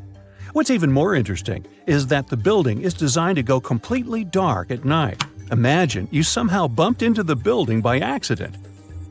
Black Desert House is a building respecting the stars. At night, this house goes completely dark. It dissolves into the night, so the stars can appear more prominent. Now, any mysterious desert buildings you know that aren't on this list? Let us know in the comments. You plan to spend your summer vacation in Africa. The final destination is the Sahara Desert. It's located in northern Africa, stretching from the Atlantic Ocean to the Red Sea. You're excited to ride camels and learn about the region's rich cultures. You hop on an extensively long flight, and finally, you are here. You find yourself in the world's biggest hot desert. Can you believe it's 3 million square miles? You're ready for your first adventure after drinking liters of ice-cold water. The guide gives you a choice. You can spend 2 weeks visiting a collection of oases, or you can help them solve an ongoing local mystery. Deep into the desert, near this Algerian town, lies a mystery begging to be solved. A collection of huge, spotted circles in the sand. There are dozens of them, stretching for miles in a straight line. The circles were first identified via Google Earth images several years ago. People have debated them for years, but no one seems to know the answer. The strange thing is that they are so many miles away from any towns, roads, or human activity. The quickest way to discover the truth behind the circles is asking questions. You grab your notebook and set out to talk to locals. Everyone is helpful in this scenario: geographers, anthropologists, elders, and historians. The first person you talk to is a map expert. You need to understand if those circles were authentic or a satellite glitch. You end up interviewing the people who take Google Earth satellite pictures. The circles are really there. They appear in multiple pictures from many years. Then, let's understand why they are there in the first place. After 2 days of interviews, you have your first lead. The circles could be the result of oil activity. Experts explained why this would make sense. Algeria is a rich area for natural resources, so this would be a sensible guess. Usually, to find out if there is anything worth extracting, companies would undertake seismic surveys. Seismic surveys are a way of analyzing the Earth's surface by sending shock waves into the ground. Depending on how these waves bounce back, you'll know what is located there. A special vehicle could have marked the soil that way. So, did we unravel the mystery? Not quite so. As you know, the Sahara Desert is one of the driest areas on the planet. The average high temperatures in summer are over 104 degrees Fahrenheit. To survive there, people need to find ways of accessing water. So, these circles could be a kind of ruin or leftovers from ancient water wells. Again, I'd say this is a sensible guess. Ready for some fact-checking? Some anthropologists agree that these circles could be ancient fogueras. Foguera is the name of a 2,500-year-old style of irrigation system, usually found in northern Africa. It is also known as a qanat in other places in northern Africa. Locals would dig a deep well at an elevated point, deep enough to tap into underground water. They would then dig parallel shafts at regular distances. Then they would dig an underground channel that connected the city to the well. Solely with the help of gravity, water would run from the well to the city. This traditional technology provided water for crops, livestock, and humans. Now, let's say these wells made human-made oases possible. Even the closest municipality name was an indication that this could be true. The name Fogueret Essaouira is actually named after Fogueras, these ancient wells. Now, this lead was proving to be very accurate. You decide to travel over there to see for yourself. You take a local bus, sit back, and enjoy the ride. The landscape in northern Algeria is filled with ancient-looking towns. You even see ruins of wells along the way, on the outskirts of smaller cities. Opening Google's satellite images, you can see the qanat's markings on the ground, a series of holes running down several miles. But as soon as you arrive, you find out you were wrong. Dale Lightfoot, one of the world's leading experts on qanats, said that the circles were definitely not qanats. Even the satellite images confirm this difference. Uh-oh, we were so close! Apparently, qanats or fogueras would not run down a straight line. They wouldn't be shaped like circles. Another clue that this wasn't the case was that there were no towns at the end. The circles were really far away from any human activity, and qanats were explicitly built to provide water for human settlements. Well, it sure was a good try. You almost gave up on this mystery when you decided to take one more field trip. It was days of preparation, pick up cars, food, equipment, all so that the mystery of the Sahara circles could be unraveled. On the first day, you drove over 99 miles into the desert. You were always curious to see what this part of the world looked like. Over there, you see nothing but mustard yellow dunes. The night sky is pretty decent, though. You can see the entire Milky Way with your own eyes. You set up camp and sleep under a canopy of stars. The next day, tension grows. There's no cell reception. Oh dear. But thankfully, you added the coordinates of the circles to your Google map. And surprise, the offline mode works out there. You follow the coordinates, but it leads you astray. You start to get nervous, thinking this was all in vain. But you and the team get into the car and drive a few more miles past the coordinates on your phone. After a very bumpy ride, you can't believe your eyes. There it is, an enormous crater dug on the sand, surrounded by 12 smaller holes. From up high, it looks like a clock, without the pointers, of course. On the ground, they're very faint, so faint you almost miss them. Searching the area, you notice all the holes had something similar. metal wires, thin wires that you can pull from the ground. They're buried deep, so you start digging. An object starts to reveal itself. Uh-oh, it looks like old dynamite. This certainly surprises you. Better stop digging to avoid any accidents. At the end of the survey, you feel satisfied, but still curious. What could all this dynamite mean? And who put it there? What comes next is the turning point of your adventure. Walking back to the car, you see something shining on the ground. You approach the item with curiosity. It's round and rusty and looks like a sardine can. What's that doing here? Could this give you more clues about the circle's mystery? Just in case, you pick it up and put it in the car. Back in the city, the puzzle pieces start to reveal the story behind the Sahara circles. You bring photos and the sardine can and show them to local experts. They analyze your material and give you an intriguing verdict. As it turns out, guess number 1 was the closest one to the truth. So, what happened to the first guess? Why do we need to keep digging deeper? Well, because it was only half right. The Sahara circles are not a historical footprint of seismic surveying. Back when the circles were made, this technology didn't even exist. But they sure are related to oil exploration. The dynamite-filled holes were an old method for oil searching. The circles are the leftovers of surveyors looking for resources underground. And the sardine cans? Well, they were left by the workers who held explosion works. You gotta eat, right? According to the model of the can, this happened more or less around the 1950s and 1960s. So these circles aren't even that ancient. More like modern ones, if you ask me. Well. Hope you are glad you tagged along and helped unravel this mystery. See you in the next mystery-solving adventure. You find yourself in Africa, land of unique wildlife, home to a great variety of cultures and languages, and, first and foremost, host to the world's largest hot desert, the Sahara. It's daytime, and you are thirsty for some water and shade. You've been walking for days, trying to find one of those precious-looking oases. You feel you're near, but the horizon just keeps stretching and stretching. Your mind is tired, and your body is feeling all the heat. It's like you've eaten a full plate of hot pepper and then some more, judging by how much you're sweating. And when I say hot, think 100 degrees Fahrenheit hot, on average. No wonder this is happening.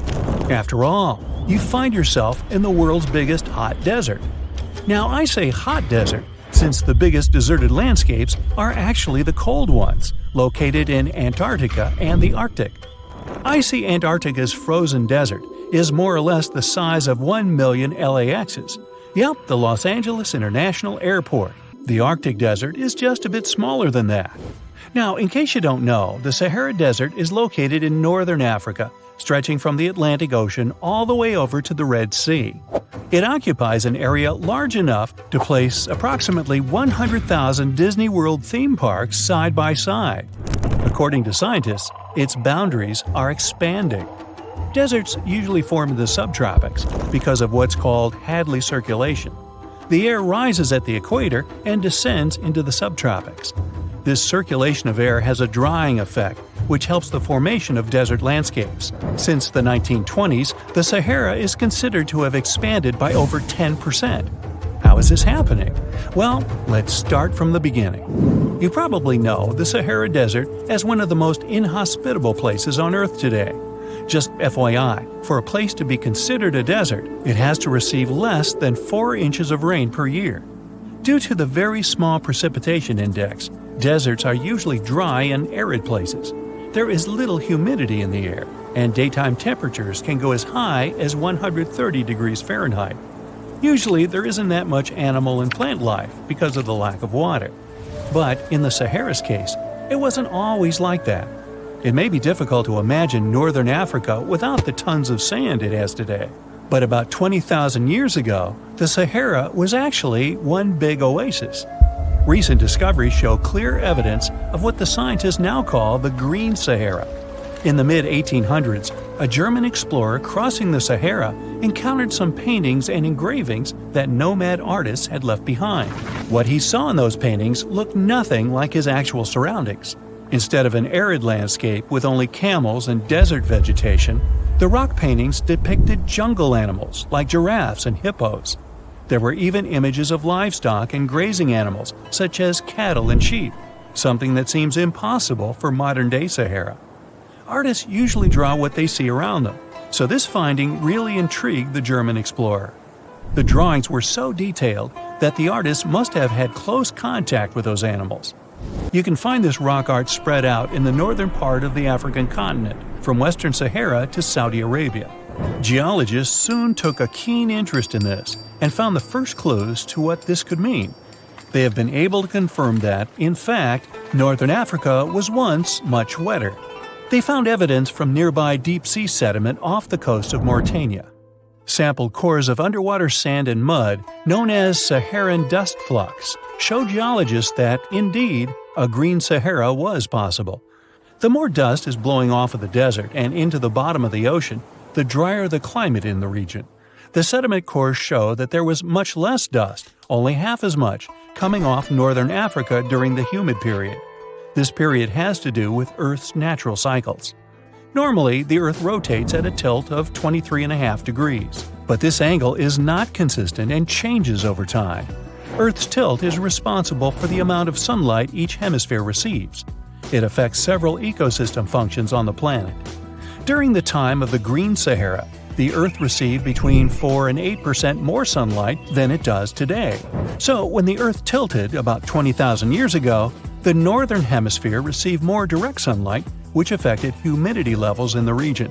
As the northern hemisphere got warmer, this affected monsoon activity, more specifically, the West African monsoon. Monsoons are wind systems that affect a region's rainfall index and humidity levels. As a part of the globe gets warmer, it allows for more air to rise. It combines with the wind to draw moisture up into the atmosphere. Little by little, northern Africa also became wetter. The increased moisture made the Sahara so wet that there were actual bodies of water in the region. As vegetation grew, the plants held onto moisture better than bare sand could. There is evidence of natural basins throughout the Sahara and lakes so big they would fit all of the U.S.'s Great Lakes inside of them. Archaeologists uncovered evidence of vibrant societies in what are now arid areas. It looks like ancient cultures were able to take full advantage of the African humid period. According to researchers, the human population peaked across the Sahara about 9,000 years ago. There are traces of fireplaces, hunting tools, fish hooks, and even mounds of fish bones. Records show that there have been over 230 green periods over the span of 8 million years. Solar radiation is always changing due to natural orbital cycles. That's why Earth will most certainly see another green Sahara moment. It might be thousands of years from now, but it will happen. The same way the Sahara turns green, it turns yellow again. Let's put it like that. All it takes is a significant axial tilt and a few years of readjusting. However, another phenomenon is calling the attention of scientists now. Recent studies by the National Science Foundation from the University of Maryland show the Sahara has expanded 10% over the past 90 years. This phenomenon is called desertification, which literally means fertile land turning into desert land. The Sahara Desert is now advancing into the semi-arid region of Sahel. In 1950, this region was home to 31 million people.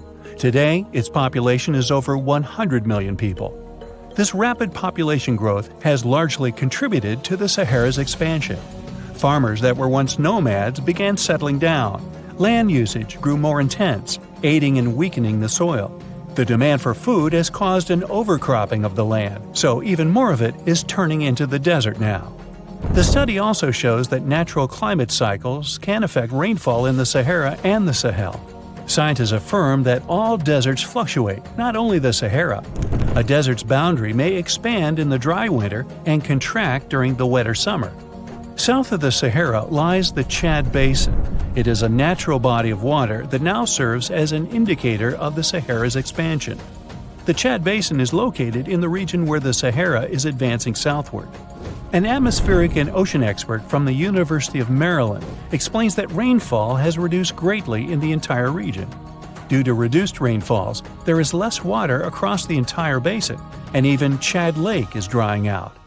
Just like the Sahara, the Atacama Desert in Chile, deemed the world's driest, is also expanding. It is located north of the city of Santiago, and its southern border is expanding toward the Chilean capital. Because the climate is getting drier and drier here, the city of Santiago is turning into an arid or semi-arid region itself. The once fertile valleys of local rivers that lived on agriculture and livestock for many generations are losing their revenues as Chilean land is turning into a desert. Since 2010, Santiago has received only a third of its annual rainfall. Outside of the city, farmers are digging holes in search of blue gold, or simply put, water. The situation here is very similar to that of Sahel. So tell me this, were you as surprised as I was to find out what has been happening in the Sahara region? Feel free to share in the comments below. When you hear the word mummy, you might get a chill down your spine. That's because most of us associate this word with those creepy characters we've seen in some scary movies. But in reality, mummies have helped us understand a lot about ancient civilizations, their rulers, and about how people used to deal with losing their loved ones. The people most famous worldwide for their mummies are the ancient Egyptians.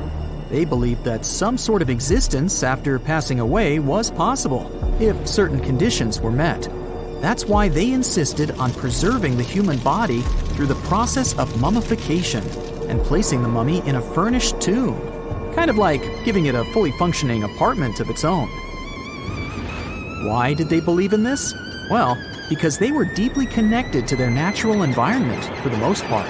They saw the natural cycles around them, like how the sun rose every day, followed by the moon, or how new life was always sprouting from plants, even after they had wilted away. They also believed that the powerful spirit Osiris, who represented the cycle of passing away and resurrection, played a role in this process. To prepare for the afterlife, the ancient Egyptians followed certain rituals, like mummification, which involved using materials like honey, resins, and incense to preserve the body. There's no other mummy more popular than that of King Tut. He was a young pharaoh who ruled over 3,000 years ago in Egypt. The problem with discovering ancient royal tombs is that most of such burial sites were previously robbed. People knew ancient rulers had been left with many valuable belongings, so those locations became vulnerable to thieves. When King Tut's tomb was opened in 1922, people were excited because it had not been robbed, like many other previously discovered royal tombs. That's how well hidden it was. Inside, his mummy was encapsulated in a total of 3 coffins, including one made of gold. The objects found in his tomb showed us what ancient Egypt was like, and studying his mummy also helped us learn about the culture and practices popular at the time when he passed away. We also learned about his family by looking at his DNA. Scientists were able to discover that he had had a disease called malaria and a problem with his foot that might have made it hard for him to walk. Ramses II was another pharaoh in Egypt who ruled for 68 years, which was quite a lot back in the day. He was known for his expansion campaigns and building projects. Many objects from his time as a ruler still exist today, including a large statue of him. Ramses II was about 6 feet tall and lived to be about 90 years old. After looking at his mummy, scientists concluded that he may have had a medical condition that affected his spine. Now, remember those thieves I mentioned before? They are probably the reason why Ramses II ended up in a plain coffin in a secret collection of royal mummies at Deir al-Bahari, which was rediscovered in 1881. Thankfully, archaeologists were able to identify him because his journeys had been recorded on his wrappings. The process was really tedious too. In fact, in ancient Egypt, the mummification process could take a staggering 70 days to complete. A special person would say a very specific speech while delicately handling the body and drying it out using a type of salt called natron. They also used linen and resin to make the body look more lifelike and to wrap it in cloth. The tomb was equally as important for ancient Egyptians. The walls of King Tut's tomb, for example, were adorned with intricate artwork that depicted his journey to the afterlife, from his burial procession to his passage through the underworld. The ancient Egyptians believed that everyone made this journey after passing away, and they filled their tombs with items and paintings to help the person in their spiritual travels. Additionally, the walls of the tomb were decorated with spells from a special book, which contained a collection of poems that the Egyptians believed would help people reach the afterlife. And speaking of how important this journey was, people also placed food in these ancient tombs. In King Tut's tomb, archaeologists discovered 36 jars of vintage beverages and 8 baskets of fruit, which were believed to be left there to help him in his journey to the afterlife. The Egyptians believed that traveling to the afterlife took a really long time, so they left a lot of supplies, such as food and water, to sustain their loved ones. Pharaohs also generally had numerous luxurious garments and beautiful jewelry in their tombs to ensure that they would have a fashionable journey. These items included various types of linen clothing, such as tunics, scarves, gloves, and headdresses, as well as a lot of gold jewelry with precious stones, like bracelets, buckles, pendants, necklaces, rings, and even precious depictions of insects for protection. Some were also deposited with fans made from ivory and ostrich feathers to keep them cool in the afterlife.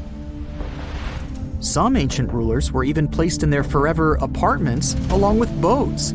For example, Pharaoh Khufu built the Great Pyramid at Giza as his tomb, and a large ship was found inside.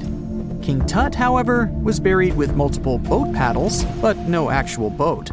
Instead, he had 3 chariots and numerous walking sticks made of precious materials, perhaps indicating he'd rather travel to the beyond by land, not by water.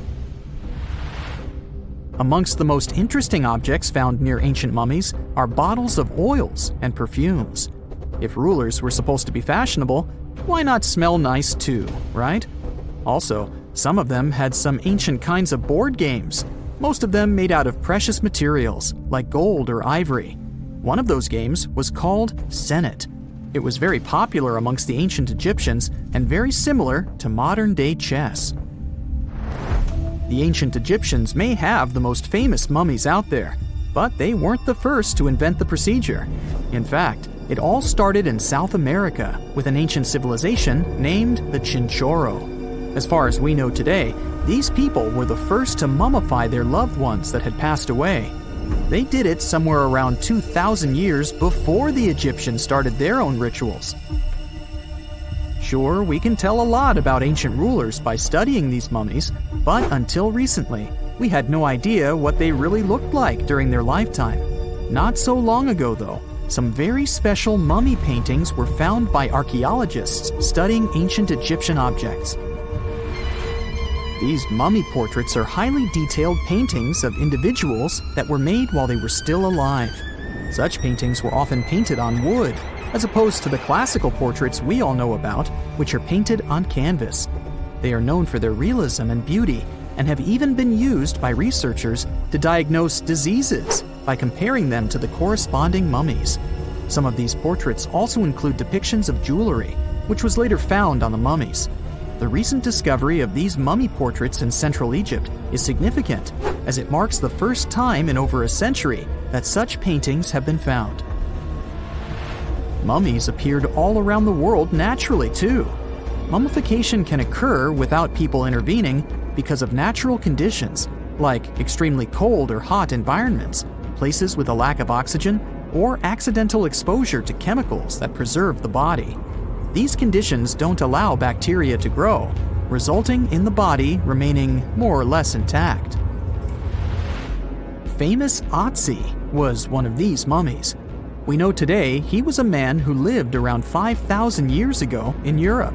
But upon his discovery in the Alps in 1991, Austrian authorities initially believed that he was a modern mountaineer because of how well preserved the body was. However, after the Iceman was removed from the glacier, it was determined that he was actually from the Copper Age. And now we're off to almost 5,000 years ago.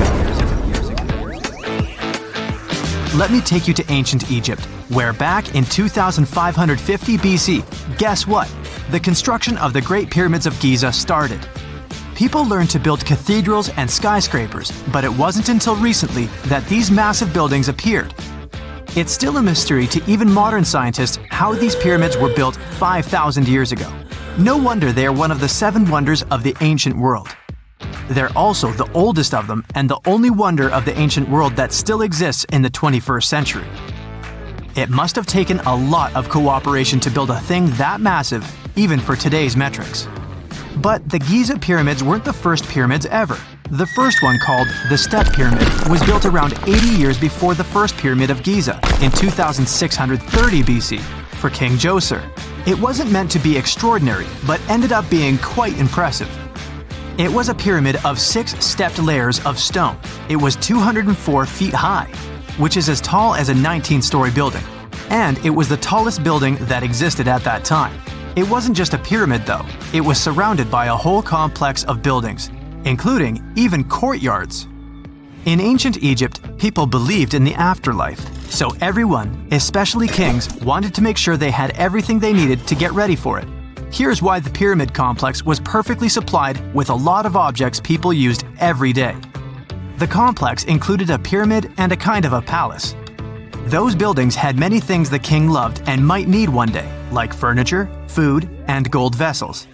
After Djoser, building pyramids became common practice, but many pyramids weren't finished. It would usually take about 20 years to build one, but many rulers reigned way less than that. Overall, there are more than 100 pyramids. The most famous pyramids are the Great Pyramids of Giza. The first one and the biggest one was built for Pharaoh Khufu, around 2550 BC. Initially, it was 481 feet tall, which is as tall as a 40-story building. The second pyramid was built for Khufu's son, Pharaoh Khafre, around 2520 BC. It's just a bit shorter, usually standing at 471 feet high, a 39-story building. This is the pyramid with the famous statue of the Sphinx. Sphinxes have a lion's body and a human head. They were built to guard important areas. This one has the head of Pharaoh Khafre and is guarding his pyramid, facing the sunrise. The Sphinx is most well known and is one of the world's biggest and oldest statues. Originally, it had red color and did have a nose. It's still possible to see the trace of red pigment by its ears. But no one knows exactly when the nose disappeared. For some time, the Sphinx was sort of hidden underground, being covered with sand up to its shoulders. Luckily, in the early 1800s, an adventurer with a team of 160 people dug it out. The third Pyramid of Giza is the smallest one, being more than twice shorter. Originally, it was 218 feet high, about the height of a 20-story building. Built in 2490 BC, it was a pyramid for Khafre's son, Menkaure. The pyramids are designed to align with the points of the compass, and their sides symbolize the rays of the sun. But back at the time, there were no compasses. Ancient Egyptians figured out the directions themselves, and with amazing precision. To align the pyramids, they used 2 constellations. Originally, the pyramids were covered in smooth white limestone and had a gold-silver top to reflect the sun. Later, the white limestone was taken from the pyramids by other kings and used for other buildings. Scientists estimated that ancient Egyptians used about 2.3 million stone blocks to build the first pyramid. Each block weighed more than 1 ton. This is the weight of a rhino. Some blocks were even bigger, being almost as heavy as an elephant. 4.5 millennium ago, there was no modern equipment to help build it. There were no machines, no wheels, and even no steel. The only metal available to them was copper. Even today, scientists aren't sure how the Egyptians managed to build the pyramids. There are no records left that would shed light on it. Some even think that Egyptians wanted to keep it as their secret and didn't even record it on purpose. Many believe that poor people and foreigners built the pyramids, but it's not true. Actually, the builders were very skilled workers, and they were fed and paid well. The archaeologists claim that the builders lived in a nearby temporary city and were a highly organized community with a strong leader. Scientists say that around 20,000 people worked on each pyramid complex, and it took about 20 years to build each. It probably was a national project. The construction site was large in resources, and food and essentials were likely to be contributed from all parts of Egypt. Even with all that support, it remains unclear how people managed to cut, transport, and assemble those huge stones. One of the theories suggests the stones were most likely transported on boats down the Nile River. Then, there was a harder part. They had to be moved to the construction site. For that, they probably used wooden sleds. It wasn't very hard to pull them because the sand mixed with the right amount of water was pretty slick. And 10 people could move a sled even with a rock weighing 1 ton pretty easily. Finally, one last problem. The stones had to be lifted and put into place. Archaeologists have discovered the remains of the ramps system that dates back to when the pyramids were built. Most likely, the Egyptians designed a unique system to move and pull huge stone blocks, but no one knows what it looked like exactly. The most common opinion is that there were several ramps around the pyramid to help move the blocks. The ramp was growing with the pyramid getting higher. They suppose people were walking up the stairs, pulling the stone on the wooden sled up in the middle on the sandy ramp. But this is just one of the options. Others say that the ramps were going around the pyramid. Some say the ramps were inside the pyramid. But we'll never know for sure, and it'll forever remain a mystery, just like the ancient Egyptians wanted. Surprisingly, there's not much inside the pyramids. Most of it is just solid stone with very little open space. But let's take a quick look inside the biggest of the pyramids of Giza.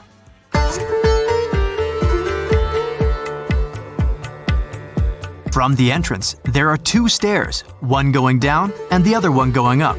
The descending one takes you to a chamber located underground. That's where the pharaohs are, but not in this pyramid because Khufu wanted to stay higher. The underground room is partly unfinished. The room with Khufu's sarcophagus is called the King's Chamber. It's upstairs and then through the tall and long Grand Gallery. Below the King's Chamber, there's a room called the Queen's Chamber. There are no queens though, and no one is sure why the room is called this. Unfortunately, none of these have any hieroglyphs on the wall. They're just bare.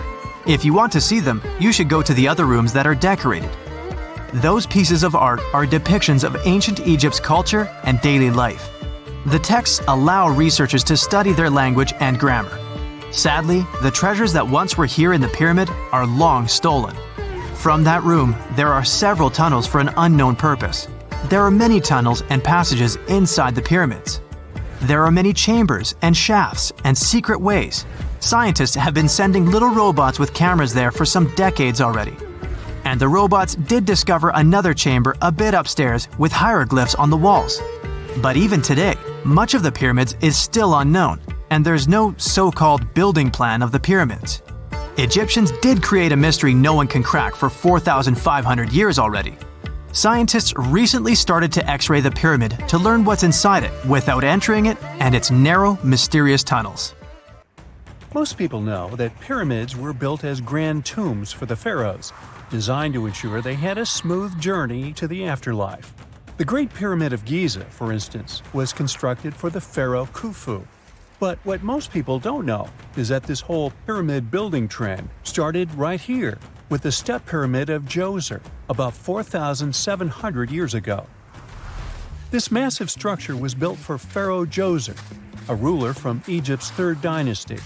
It rises 7 layers high above the ground and stands about 200 feet tall. We think of it today as a phenomenal architectural project. But for ancient Egyptians, the step pyramid of Djoser turned out to be more like a massive experiment, a trial run, if you will, to perfect their building skills before they moved on to even more ambitious pyramids. Reaching new heights is super exciting, but the real mystery is what is going on below the ground.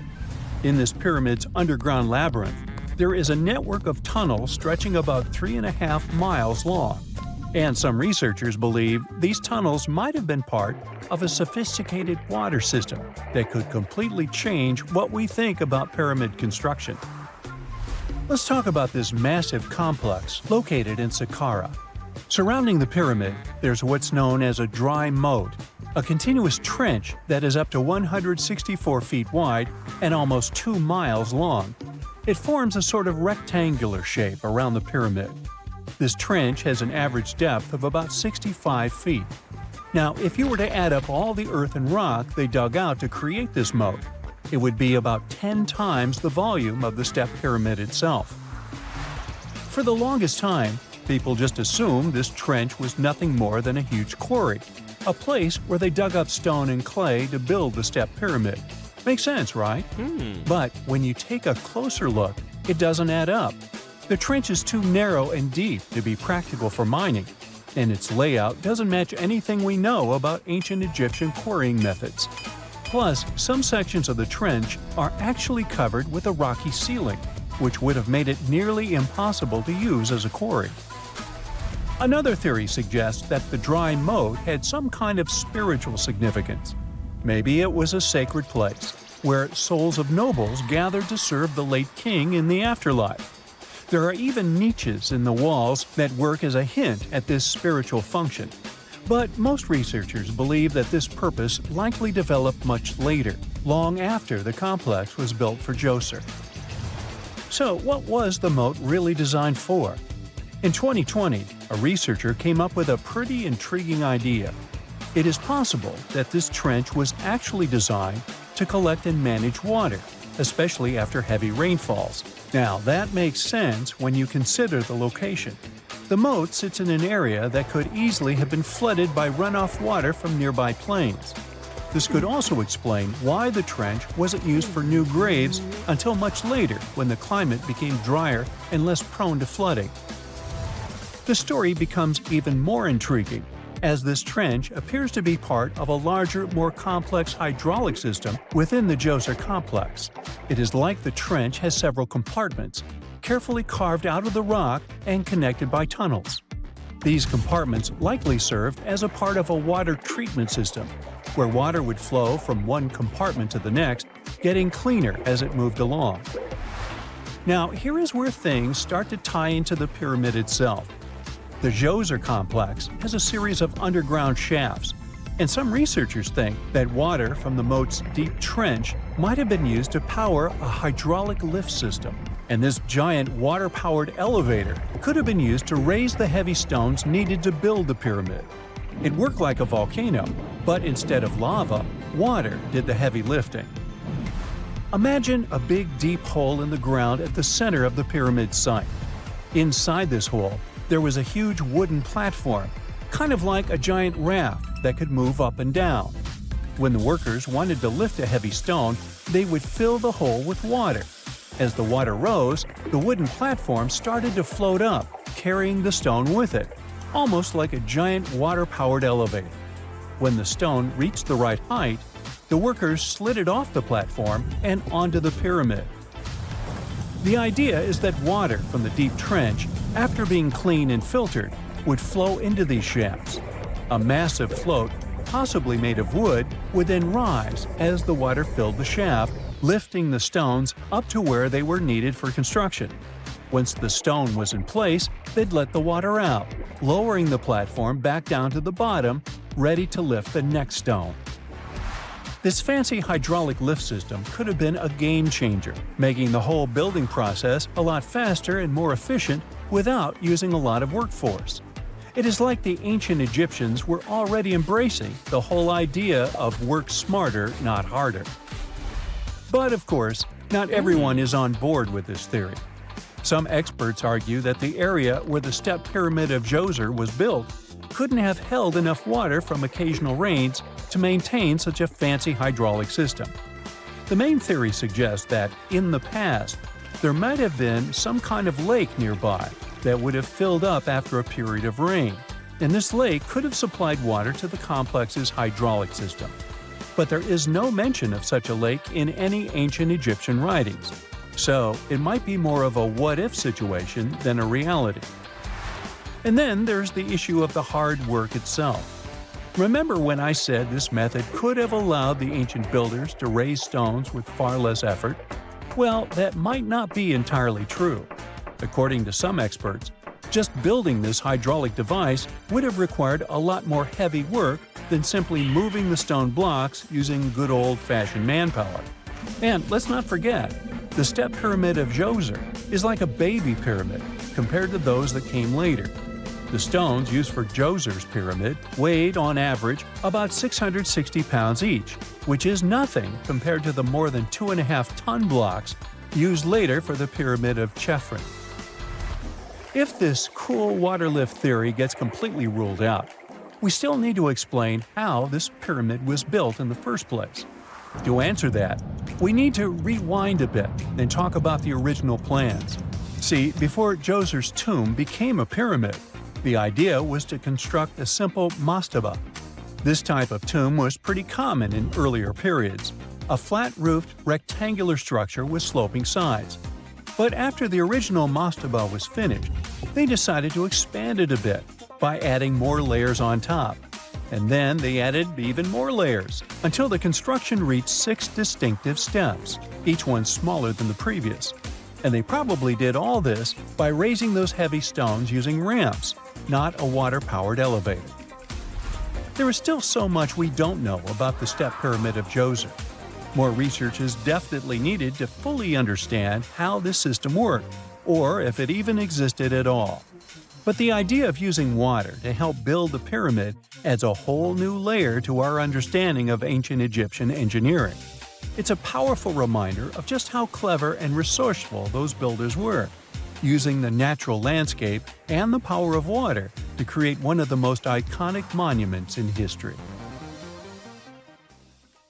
A gruesome discovery took place in Egypt some years ago. You want to hear about it?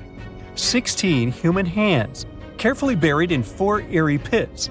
They didn't look too much like human hands at first, since they were abnormally large, but they were. Weirdly, there were only right hands, no left hands were in sight. It turned out that it points to the practice of an ancient dark ritual.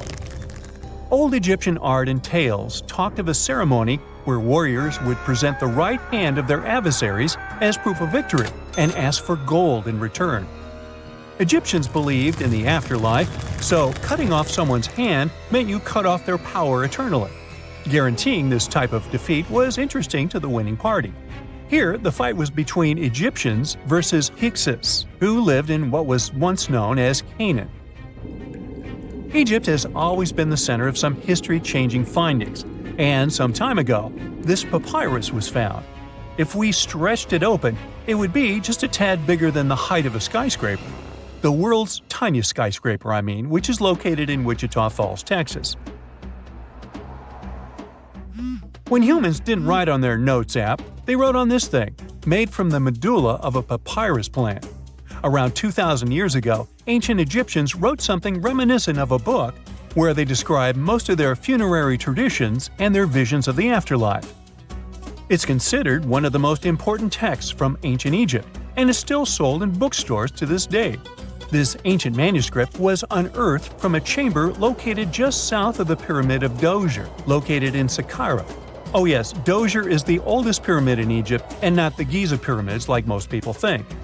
So recently, the site of Saqqara buzzed with excited archaeologists who probably found one of Egypt's oldest complete mummies. They believe that this beautiful and well-preserved mummy was that of a wealthy man. He was discovered in a deep shaft, covered in layers of gold leaves.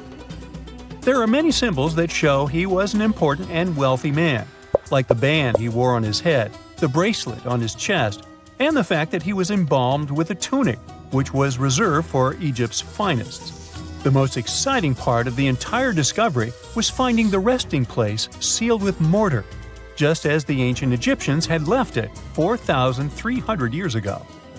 Now this may sound weird, but back in 2008, archaeologists discovered a missing pyramid. Now it went missing because it deteriorated over the span of 4,000 years. Today, you can only see its base. It was a pretty important site back in ancient times. It is said that around the area of the pyramid, the ancients hosted a special type of ceremony where high priests would carry mummified remains of sacred bulls. Now here's a fun fact.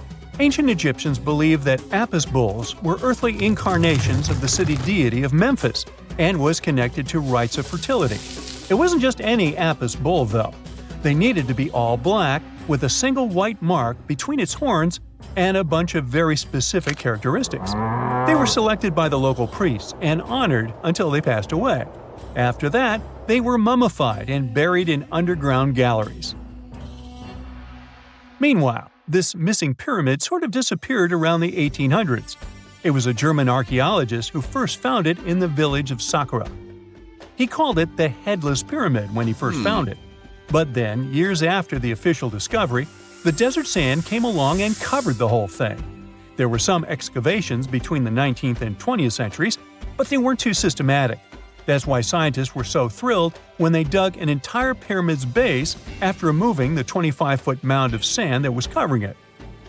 Oh, and it turns out American archaeologists are excavating a cemetery in Egypt that could contain over 1 million mummified bodies. So far, archaeologists have dug around 1,700 mummies. One of the main differences from other classic Egyptian mummies is that these people weren't kings and pharaohs.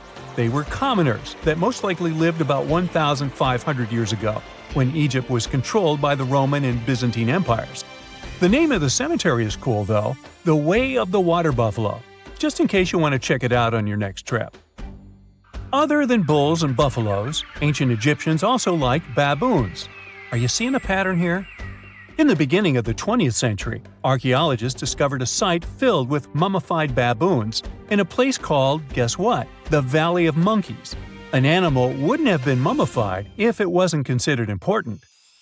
Certain animals were more important than others, since they were linked to specific deities.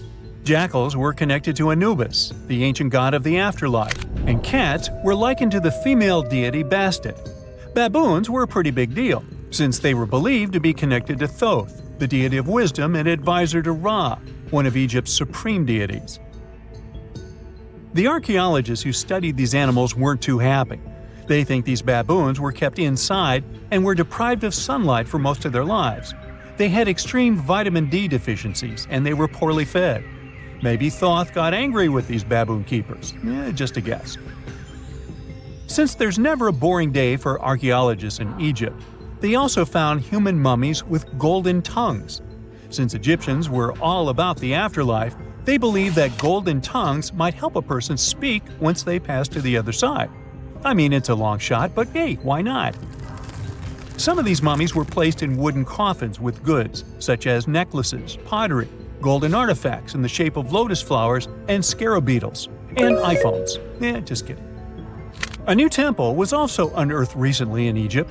Scientists believe it was dedicated to honor Zeus Cassios. That deity would be a cross between Zeus, the almighty Greek deity of the sky, and Mount Cassios. While digging around the Sinai Peninsula in Egypt, archaeologists spotted 2 pink granite columns poking out of the ground, and bingo. They believe these columns represented the temple's front gate and collapsed during an earthquake many years ago. And speaking of deities, there weren't only super serious deities. Recently, scientists unearthed a golden ring in a city south of Cairo. No, Frodo, it's not magical. It was a normal gold ring, but it had the depiction of the deity of fun, officially named Bes. This deity is often described in sacred texts as a happy chubby dwarf. Today, many tattoos we get are sorta deprived of any sense and are made of aesthetic purposes only. In ancient Egypt, though, women would get tattoos as a token of protection for childbirth. That's what scientists think, at least. Around the Nile region, scientists found some mummies that had well-preserved tattoos, which is a rarity since the skin deteriorates so easily. 2 of these women tattooed their lower backs, and the drawings were simple. They were mostly pictures, including that same chubby dwarf we just talked about, Bes. He also had a side hustle as the protector of women during childbirth. Now, would you believe me if I told you ancient Egyptians invented robots? No? Well, that's because that's not entirely true. Sure, they were astronomers, mathematicians, and engineers, and somehow they also squeezed an eccentric invention into that package. An automated deity some scientists called Hathor. This wooden statue had been in the Metropolitan Museum of Art for years before someone noticed its secret. With the help of an X-ray machine, specialists discovered a mechanical operating system inside it. The pulley-like axis goes from the statue's shoulder to her left leg. When the system rotates, the statue raises and lowers her hand. Hey, pick me! Pick me! I got my hand up. Oh wow, there's a hole in the bottom of the ocean. It seems that the ocean has a leak. But it's not like a leak you would expect, where water is flowing out. It's more like a spring since water is flowing in, not out. This unique leak is something we know as Pythia's oasis. A grad student was the one who accidentally discovered it. he noticed bubbles that were rising to the surface. Normally, bubbles in the ocean tell us there might be some hydrothermal vents, which are hotspots for some pretty cool things. These vents are actually like hot springs on the seafloor, but instead of bubbling with warm water, they release a fluid that has been superheated in the crust of our planet. When seawater seeps into these cracks and travels deep into the crust, it comes into contact with the extremely hot mantle. This heats seawater to very high temperatures, and as it moves back up towards the surface, it carries dissolved gases and minerals.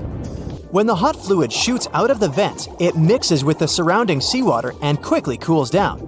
Just a short distance away from the vent, the temperature can drop to a comfortable 68 degrees Fahrenheit or so, which is, as it seems, exactly what some creatures like.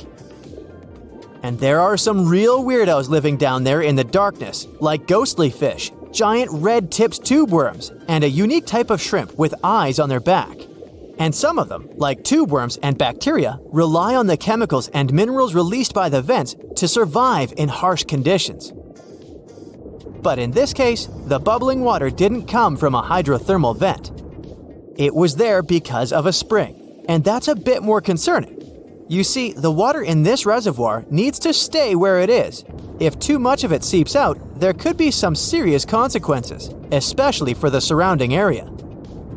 You can see this unusual leak along the Cascadia subduction zone, which is a massive fault line off the Pacific Northwest coast. It's a place where two pretty big plates that make up Earth's crust come together and slide along each other. The water from Pythia's oasis kinda acts as a lubricant between these plates. You can think of the fault zone as an air hockey table. When the fluid pressure is high, it's like you've turned the air on. That means the friction between the plates is reduced, which allows the plates to move. But if the fluid pressure is lower, the two plates can lock together, which then leads to the buildup of stress. Not that they'll feel bad.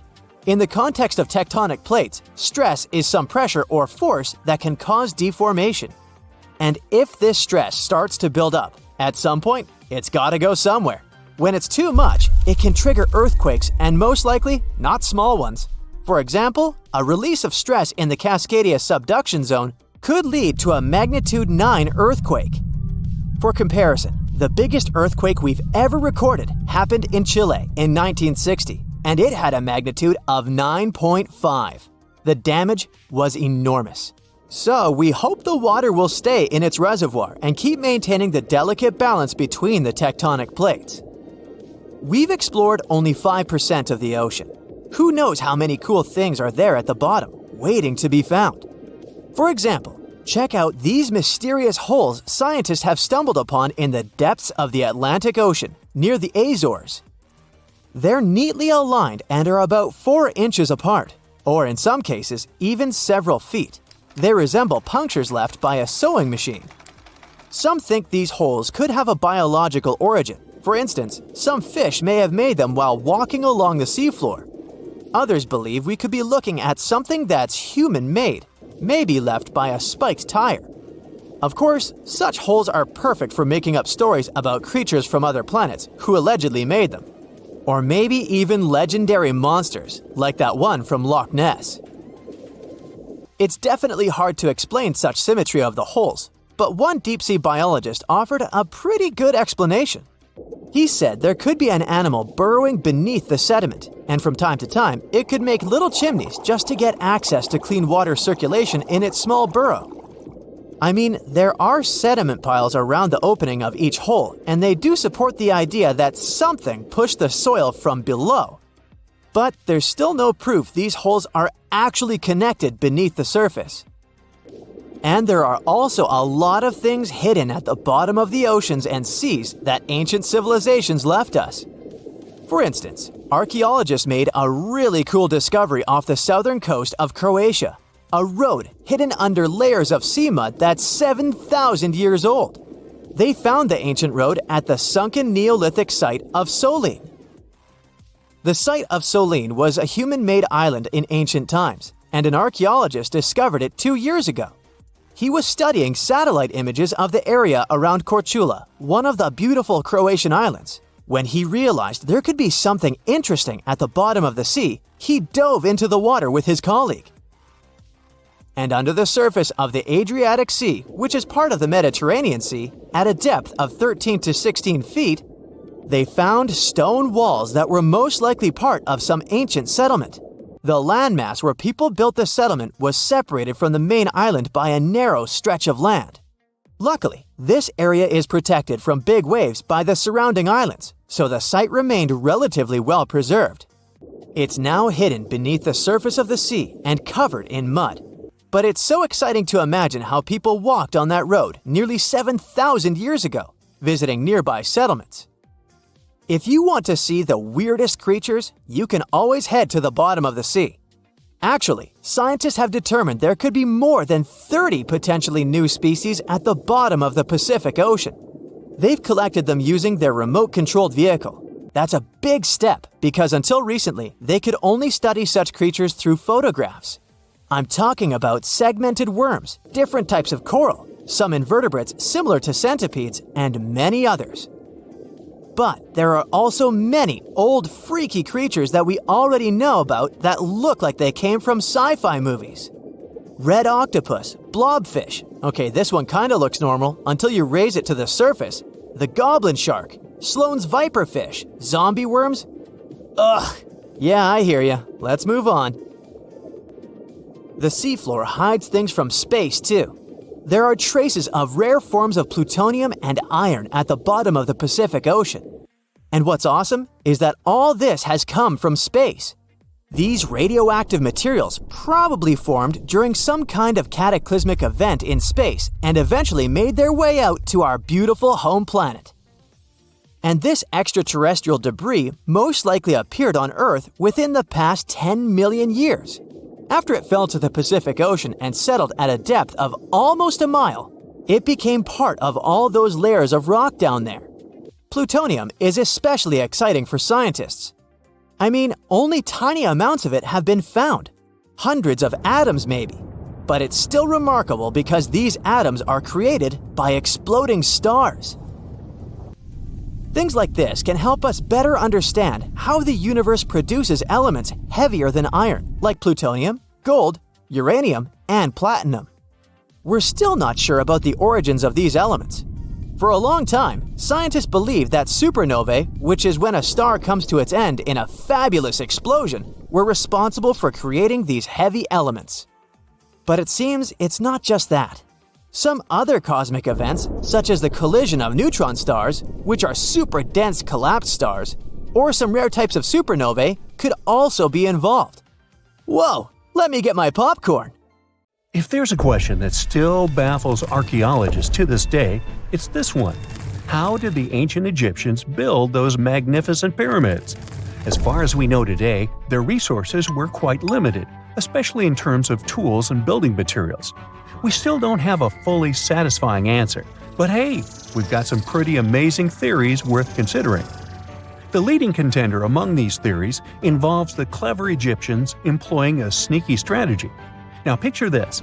They constructed a slanted and curving mound made of bricks, earth, and sand encircling the pyramid to be. As the pyramid grew taller and taller, they simply increased the height and length of this wacky structure.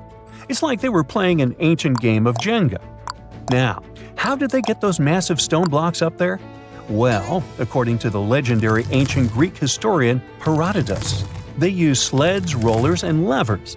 It sounds like they turned construction into a supersized game of tug-of-war. And guess what? Herodotus also claimed that the Great Pyramid, the one from Giza, the granddaddy of them all, took a whopping 20 years to build. There's more. Herodotus also dropped a mind-boggling number on us. 100,000 men were supposedly involved in this pyramid extravaganza. Did they hire the entire Egyptian population? Well, it might not be as far-fetched as it sounds. These men were probably mostly farmers, so they probably focused on the pyramids when there wasn't much work to be done in the fields. Like during the flood season of the Nile River. Obviously, specialists in the archaeological community had something to add to this theory. By the late 20th century, they discovered some evidence that suggests the workforce might have been smaller and more permanent than previously thought. Instead of a massive army of 100,000 pyramid builders, they proposed that a modest crew of around 20,000 workers, accompanied by support personnel like bakers, physicians, and even spiritual leaders, could have gotten the job done. There was also this theory that claimed that the pyramids were actually built from the top downward. It suggested that these colossal structures were nothing more than isolated hills used as quarries.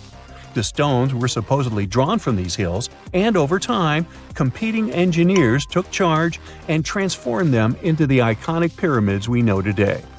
Now, before you dismiss this theory as a wild fantasy, some folks thought it wasn't completely crazy. After all, there are instances where isolated hills exist, so maybe this theory had a tiny glimmer of truth. Whether it involved ramp building or ingenious work schedules, one thing is clear. Those pyramids have definitely left their mark on history and on our imaginations. Now, speaking of ancient Egyptian mysteries, there's this gigantic unfinished obelisk sitting in ancient Egypt, and scientists are trying to figure out how it was shaped. Now, some people suggest that our industrious ancestors used handheld pounders to get the job done. One expert has a different take on the matter, though. He argues that if we take a closer look at the pattern left behind by the shaping tool, we'll notice something peculiar. The walls of the trenches surrounding the obelisk display a neat and even pattern, which is pretty unlikely if they were pounded away by mere mortal hands. According to this expert, those horizontal striations are usually the result of a tool that takes breaks while removing material, leaving its mark on the surface. But wait, there's more. Imagine the tool being rocked back and forth against the trench walls, clearing away the waste to keep the trench from narrowing. Well, in that case, the tool might have left some funky horizontal striations where it was pressed against the sidewall. This sounds like some fancy technology at play, don't you think?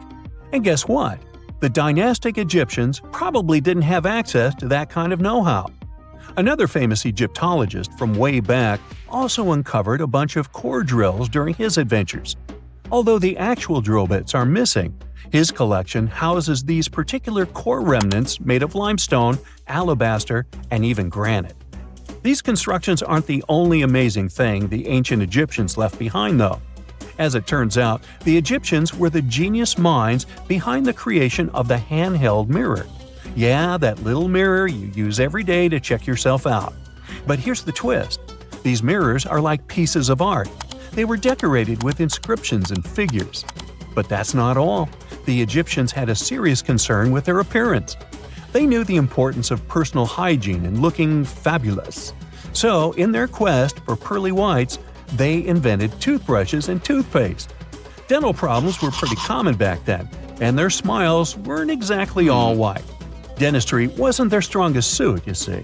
Maybe their minds were distracted by all that pyramid building. So that doesn't mean those ancient toothpaste recipes weren't amazing. One delightful concoction included rock salt, mint, dried iris petals, and pepper. Some brave dentists in the 21st century tried it out, and it worked pretty well. Ground-up ash was also used in another recipe to create a tooth cleansing paste. Mint was missing, so that didn't do much for their breath. That's when the genius Egyptians came up with the world's first breath mints. They made tablets from heated spices like cinnamon, and they mixed it with honey. Now, let's shift gears to home decor, Egyptian style. They surely took ornamentation to the next level. While the concept of decorating furniture started in Mesopotamia, the Egyptians cranked it up a notch. They went all out with different colors of ink and even developed various weights of paper.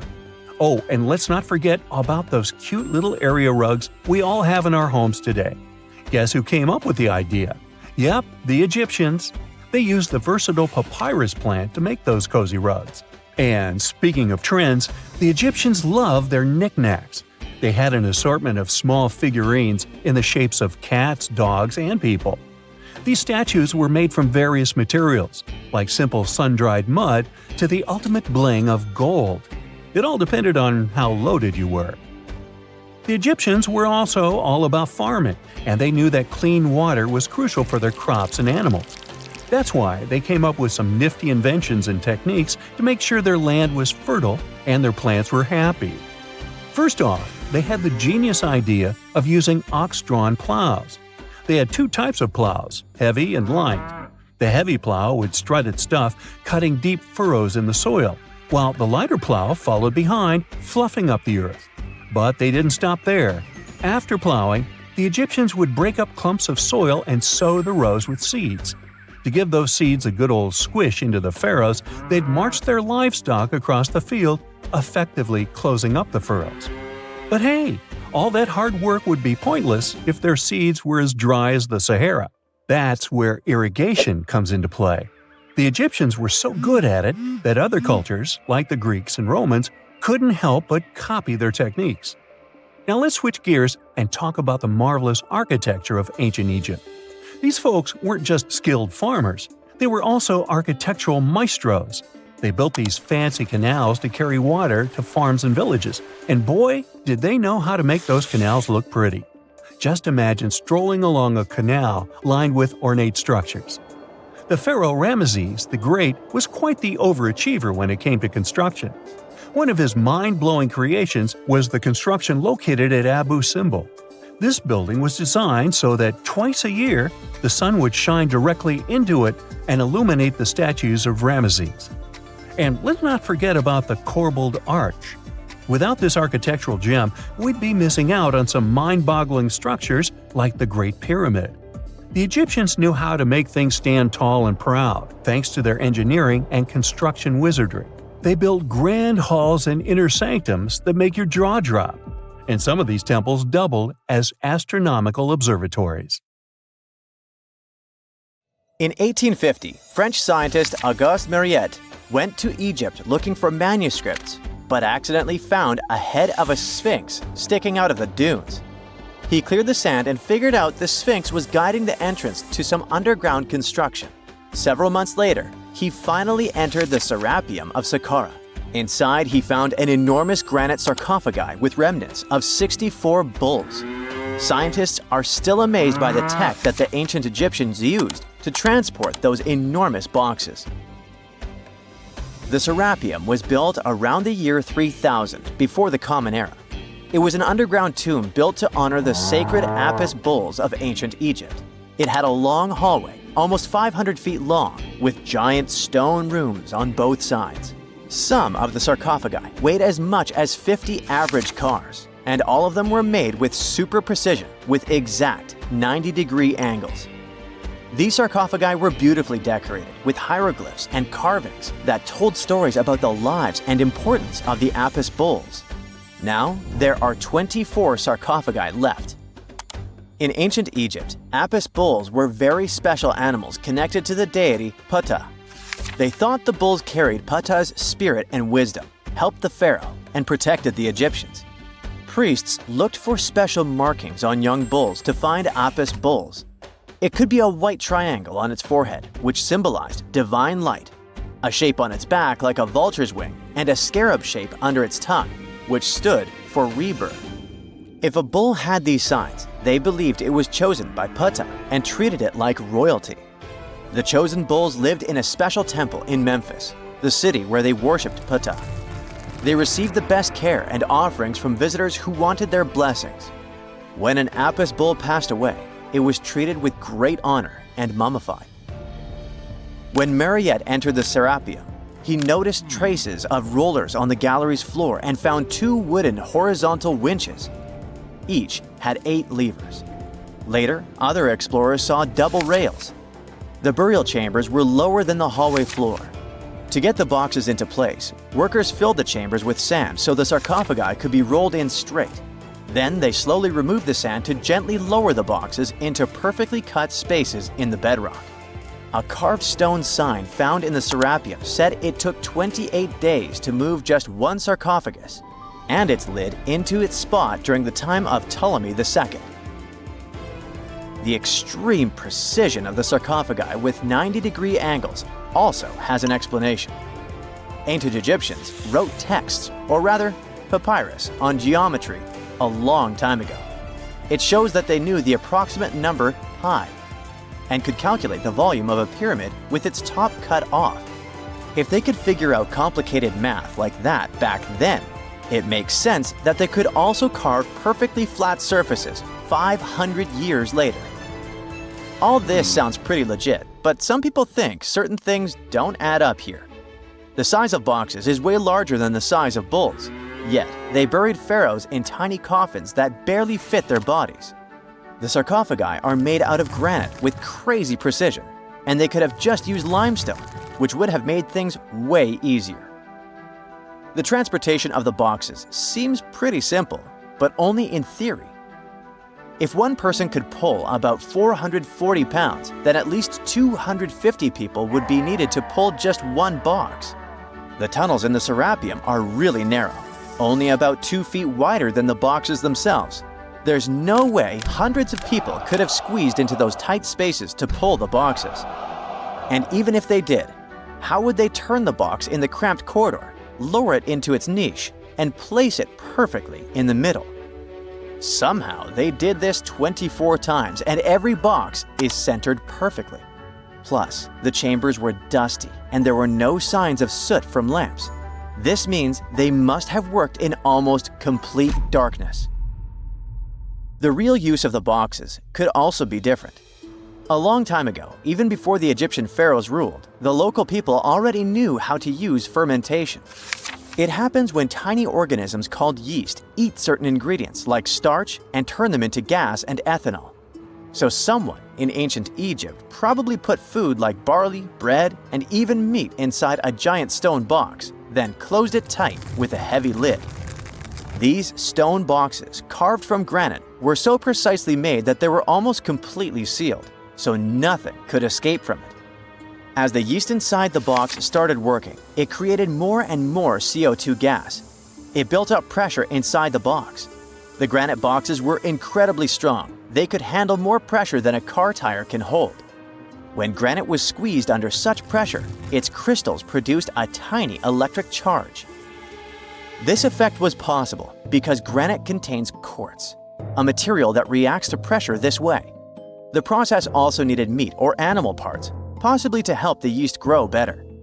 Meat contains something called oleic acid, which yeast needs to keep growing and to survive the bad effects of the ethanol it produces. As the pressure inside the box kept growing, the combination of gases and electricity made these boxes not just ancient fridges, but powerful energy systems. Over time, the pressure inside got so strong that it could push the lid open and the gas would escape with a pop. But when people rediscovered the Serapeum in 1850, they found old drawings that showed piles of stones stacked on top of some of the box lids. So, someone long ago probably tried to make the lids even heavier by adding extra weight to make it harder for the gas pressure to push them open. This extra weight also meant the quartz crystals in the granite could keep creating more electricity under all that pressure. If someone opened one of these stone boxes thousands of years later, they would only find bones from bulls that were placed in the box. And that's exactly what Mariette discovered in the 1850s. They opened the Serapeum for visitors soon after the first excavations in the second half of the 19th century. Prince of Wales even had a luncheon with his guests in one of the sarcophagi. Sands and earthquakes made the site inaccessible for a while, but now you can visit it again and try to solve the mystery yourself. With new tech, we could have answers to many other historical mysteries soon. A team of scientists at Chicago's Field Museum of Natural History recently used a special CT scanner to learn more about ancient Egyptian mummies without unwrapping them. They gently rolled 26 mummies on custom carts out to the parking lot, where the scanner was waiting. It took thousands of detailed X-ray pictures of each mummy and their coffins. When all the pictures were put together, they created 3D images that showed what was inside, the skeletons, and some artifacts. The scientists hope these images will help them understand ancient Egyptian burial practices from over 3,000 years ago. Even though the scanning process only took 4 days, it might take 3 years to study all the data.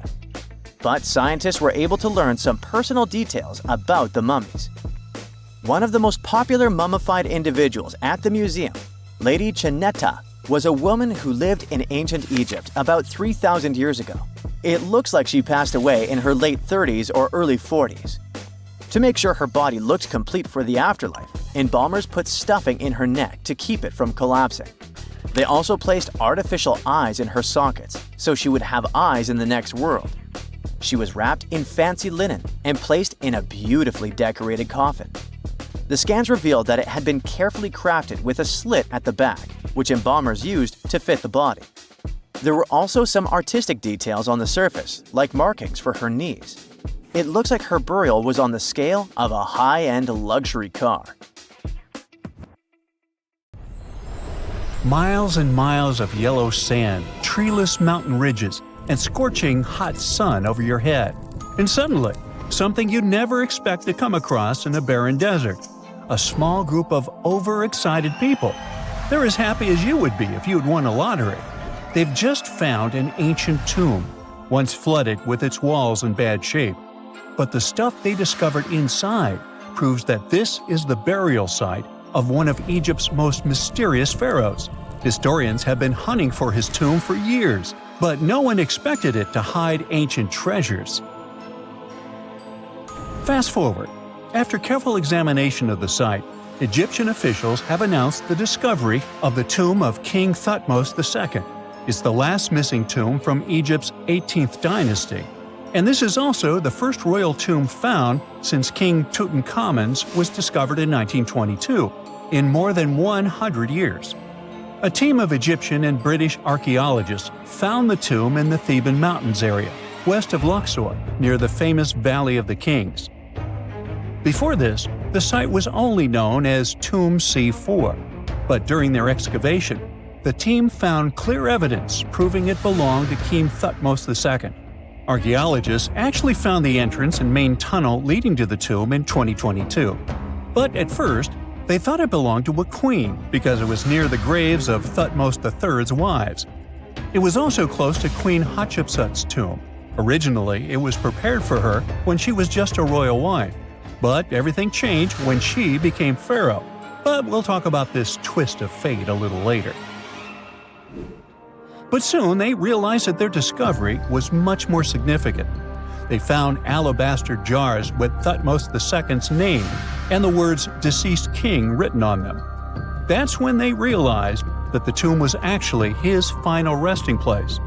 Sadly, Thutmose II's tomb has seen better days. According to the head of Egypt's antiquities sector and the leader of the Egyptian excavation team, the tomb suffered major damage from ancient floods not long after the pharaoh's death. Water swept through the burial chamber, likely destroying or displacing many of the original artifacts. Much of what had been once inside the tomb was moved elsewhere in an attempt to salvage it. The researchers found out that the tomb had a basic design, with an entrance, a sloping main corridor, and a burial chamber. The corridor was coated in white plaster and rose about 4.5 feet above the floor of the burial chamber. A large staircase and a very large descending corridor of the tomb indicated its grandeur. It took the team a long time to navigate through, though, as the tomb was blocked by flood debris and collapsed ceilings. Only after crawling through a 32-foot passageway with a small 16-inch gap at the top, the worst nightmare for those of us with claustrophobia, were they able to reach the burial chamber. There, they were in for another surprise. They cleared the debris, expecting to find the crushed remains of a burial beneath. But the tomb turned out to be completely empty, and it was not due to robbery. It had been deliberately emptied. The researchers soon realized that the tomb had been flooded since it had been built underneath a waterfall. It happened just a few years after the king's burial, so the contents of the tomb were moved to another location. That's why there was a second corridor in the tomb. It was most likely made to help remove King Thutmose II's body from his flooded tomb. Despite the damage, the excavation team made some really exciting discoveries. They found traces of mortar decorated with blue inscriptions, yellow stars, and fragments from the Book of Amduat, one of the most significant funerary texts in ancient Egypt. The book was meant to guide the deceased through the underworld, ensuring a safe journey to the afterlife. Now, how about we sneak a peek at ancient Egypt's 18th dynasty? It was all about conquering lands, expanding the empire, and building jaw-dropping monuments. Some of the biggest names from that era, Thutmose I and Thutmose III, both legendary warrior kings who left their mark in history. Thutmose I was a fierce fighter who led major military campaigns, pushing Egypt's border further south than ever before, all the way to the fourth cataract of the Nile. His victories gave Egypt access to new trade routes, stronger political ties, and more wealth. His conquests were so significant that they were recorded in the tombs of his top officials. Thutmose III, sometimes called Thutmose the Great, took things even further. He was not only an incredible military strategist, but also the commander of Pharaoh Hatshepsut's armies before becoming king himself. He led between 17 and 20 military campaigns, winning every single one and expanding Egypt's empire to its peak. He even created the world's first navy. Thutmose III is often remembered as Egypt's greatest warrior pharaoh. And sandwiched between these two powerhouses was Thutmose II, a pharaoh who doesn't get nearly as much attention. Hey, the middle child, right? His reign lasted only about 5 years before he passed away at around age 30 in 1479 BCE. He is kind of a mystery. No one really knows what he accomplished. For the longest time, even the location of his burial site was totally unknown. His body was actually found in the 19th century. It was just lying around in the mortuary temple of Deir el-Bahari, in a secret chamber where priests used to hide royal mummies centuries after their original tombs were looted by grave robbers. In other words, Thutmose II's body must have been moved from his original resting place at some point in history to protect it. During his lifetime, Thutmose II made at least one major impact on Egyptian history. He married his half-sister Hatshepsut. That might not sound like a big deal, but it helped her become Egypt's greatest female pharaoh after he passed. The catch? She kept her stepson, Thutmose III, off the throne for decades. When he finally took power, he erased her name from history out of spite. And still, Hatshepsut is one of Egypt's greatest pharaohs, no matter if you're talking about a man or a woman. She brought a lot of wealth and art to Egypt. She led a big trading trip to a place called Punt, where she brought back things like gold, ebony, and incense. She also made sure her name lasted by building amazing structures that we can still see today. At Karnak, she added huge obelisks. One of them is still standing tall.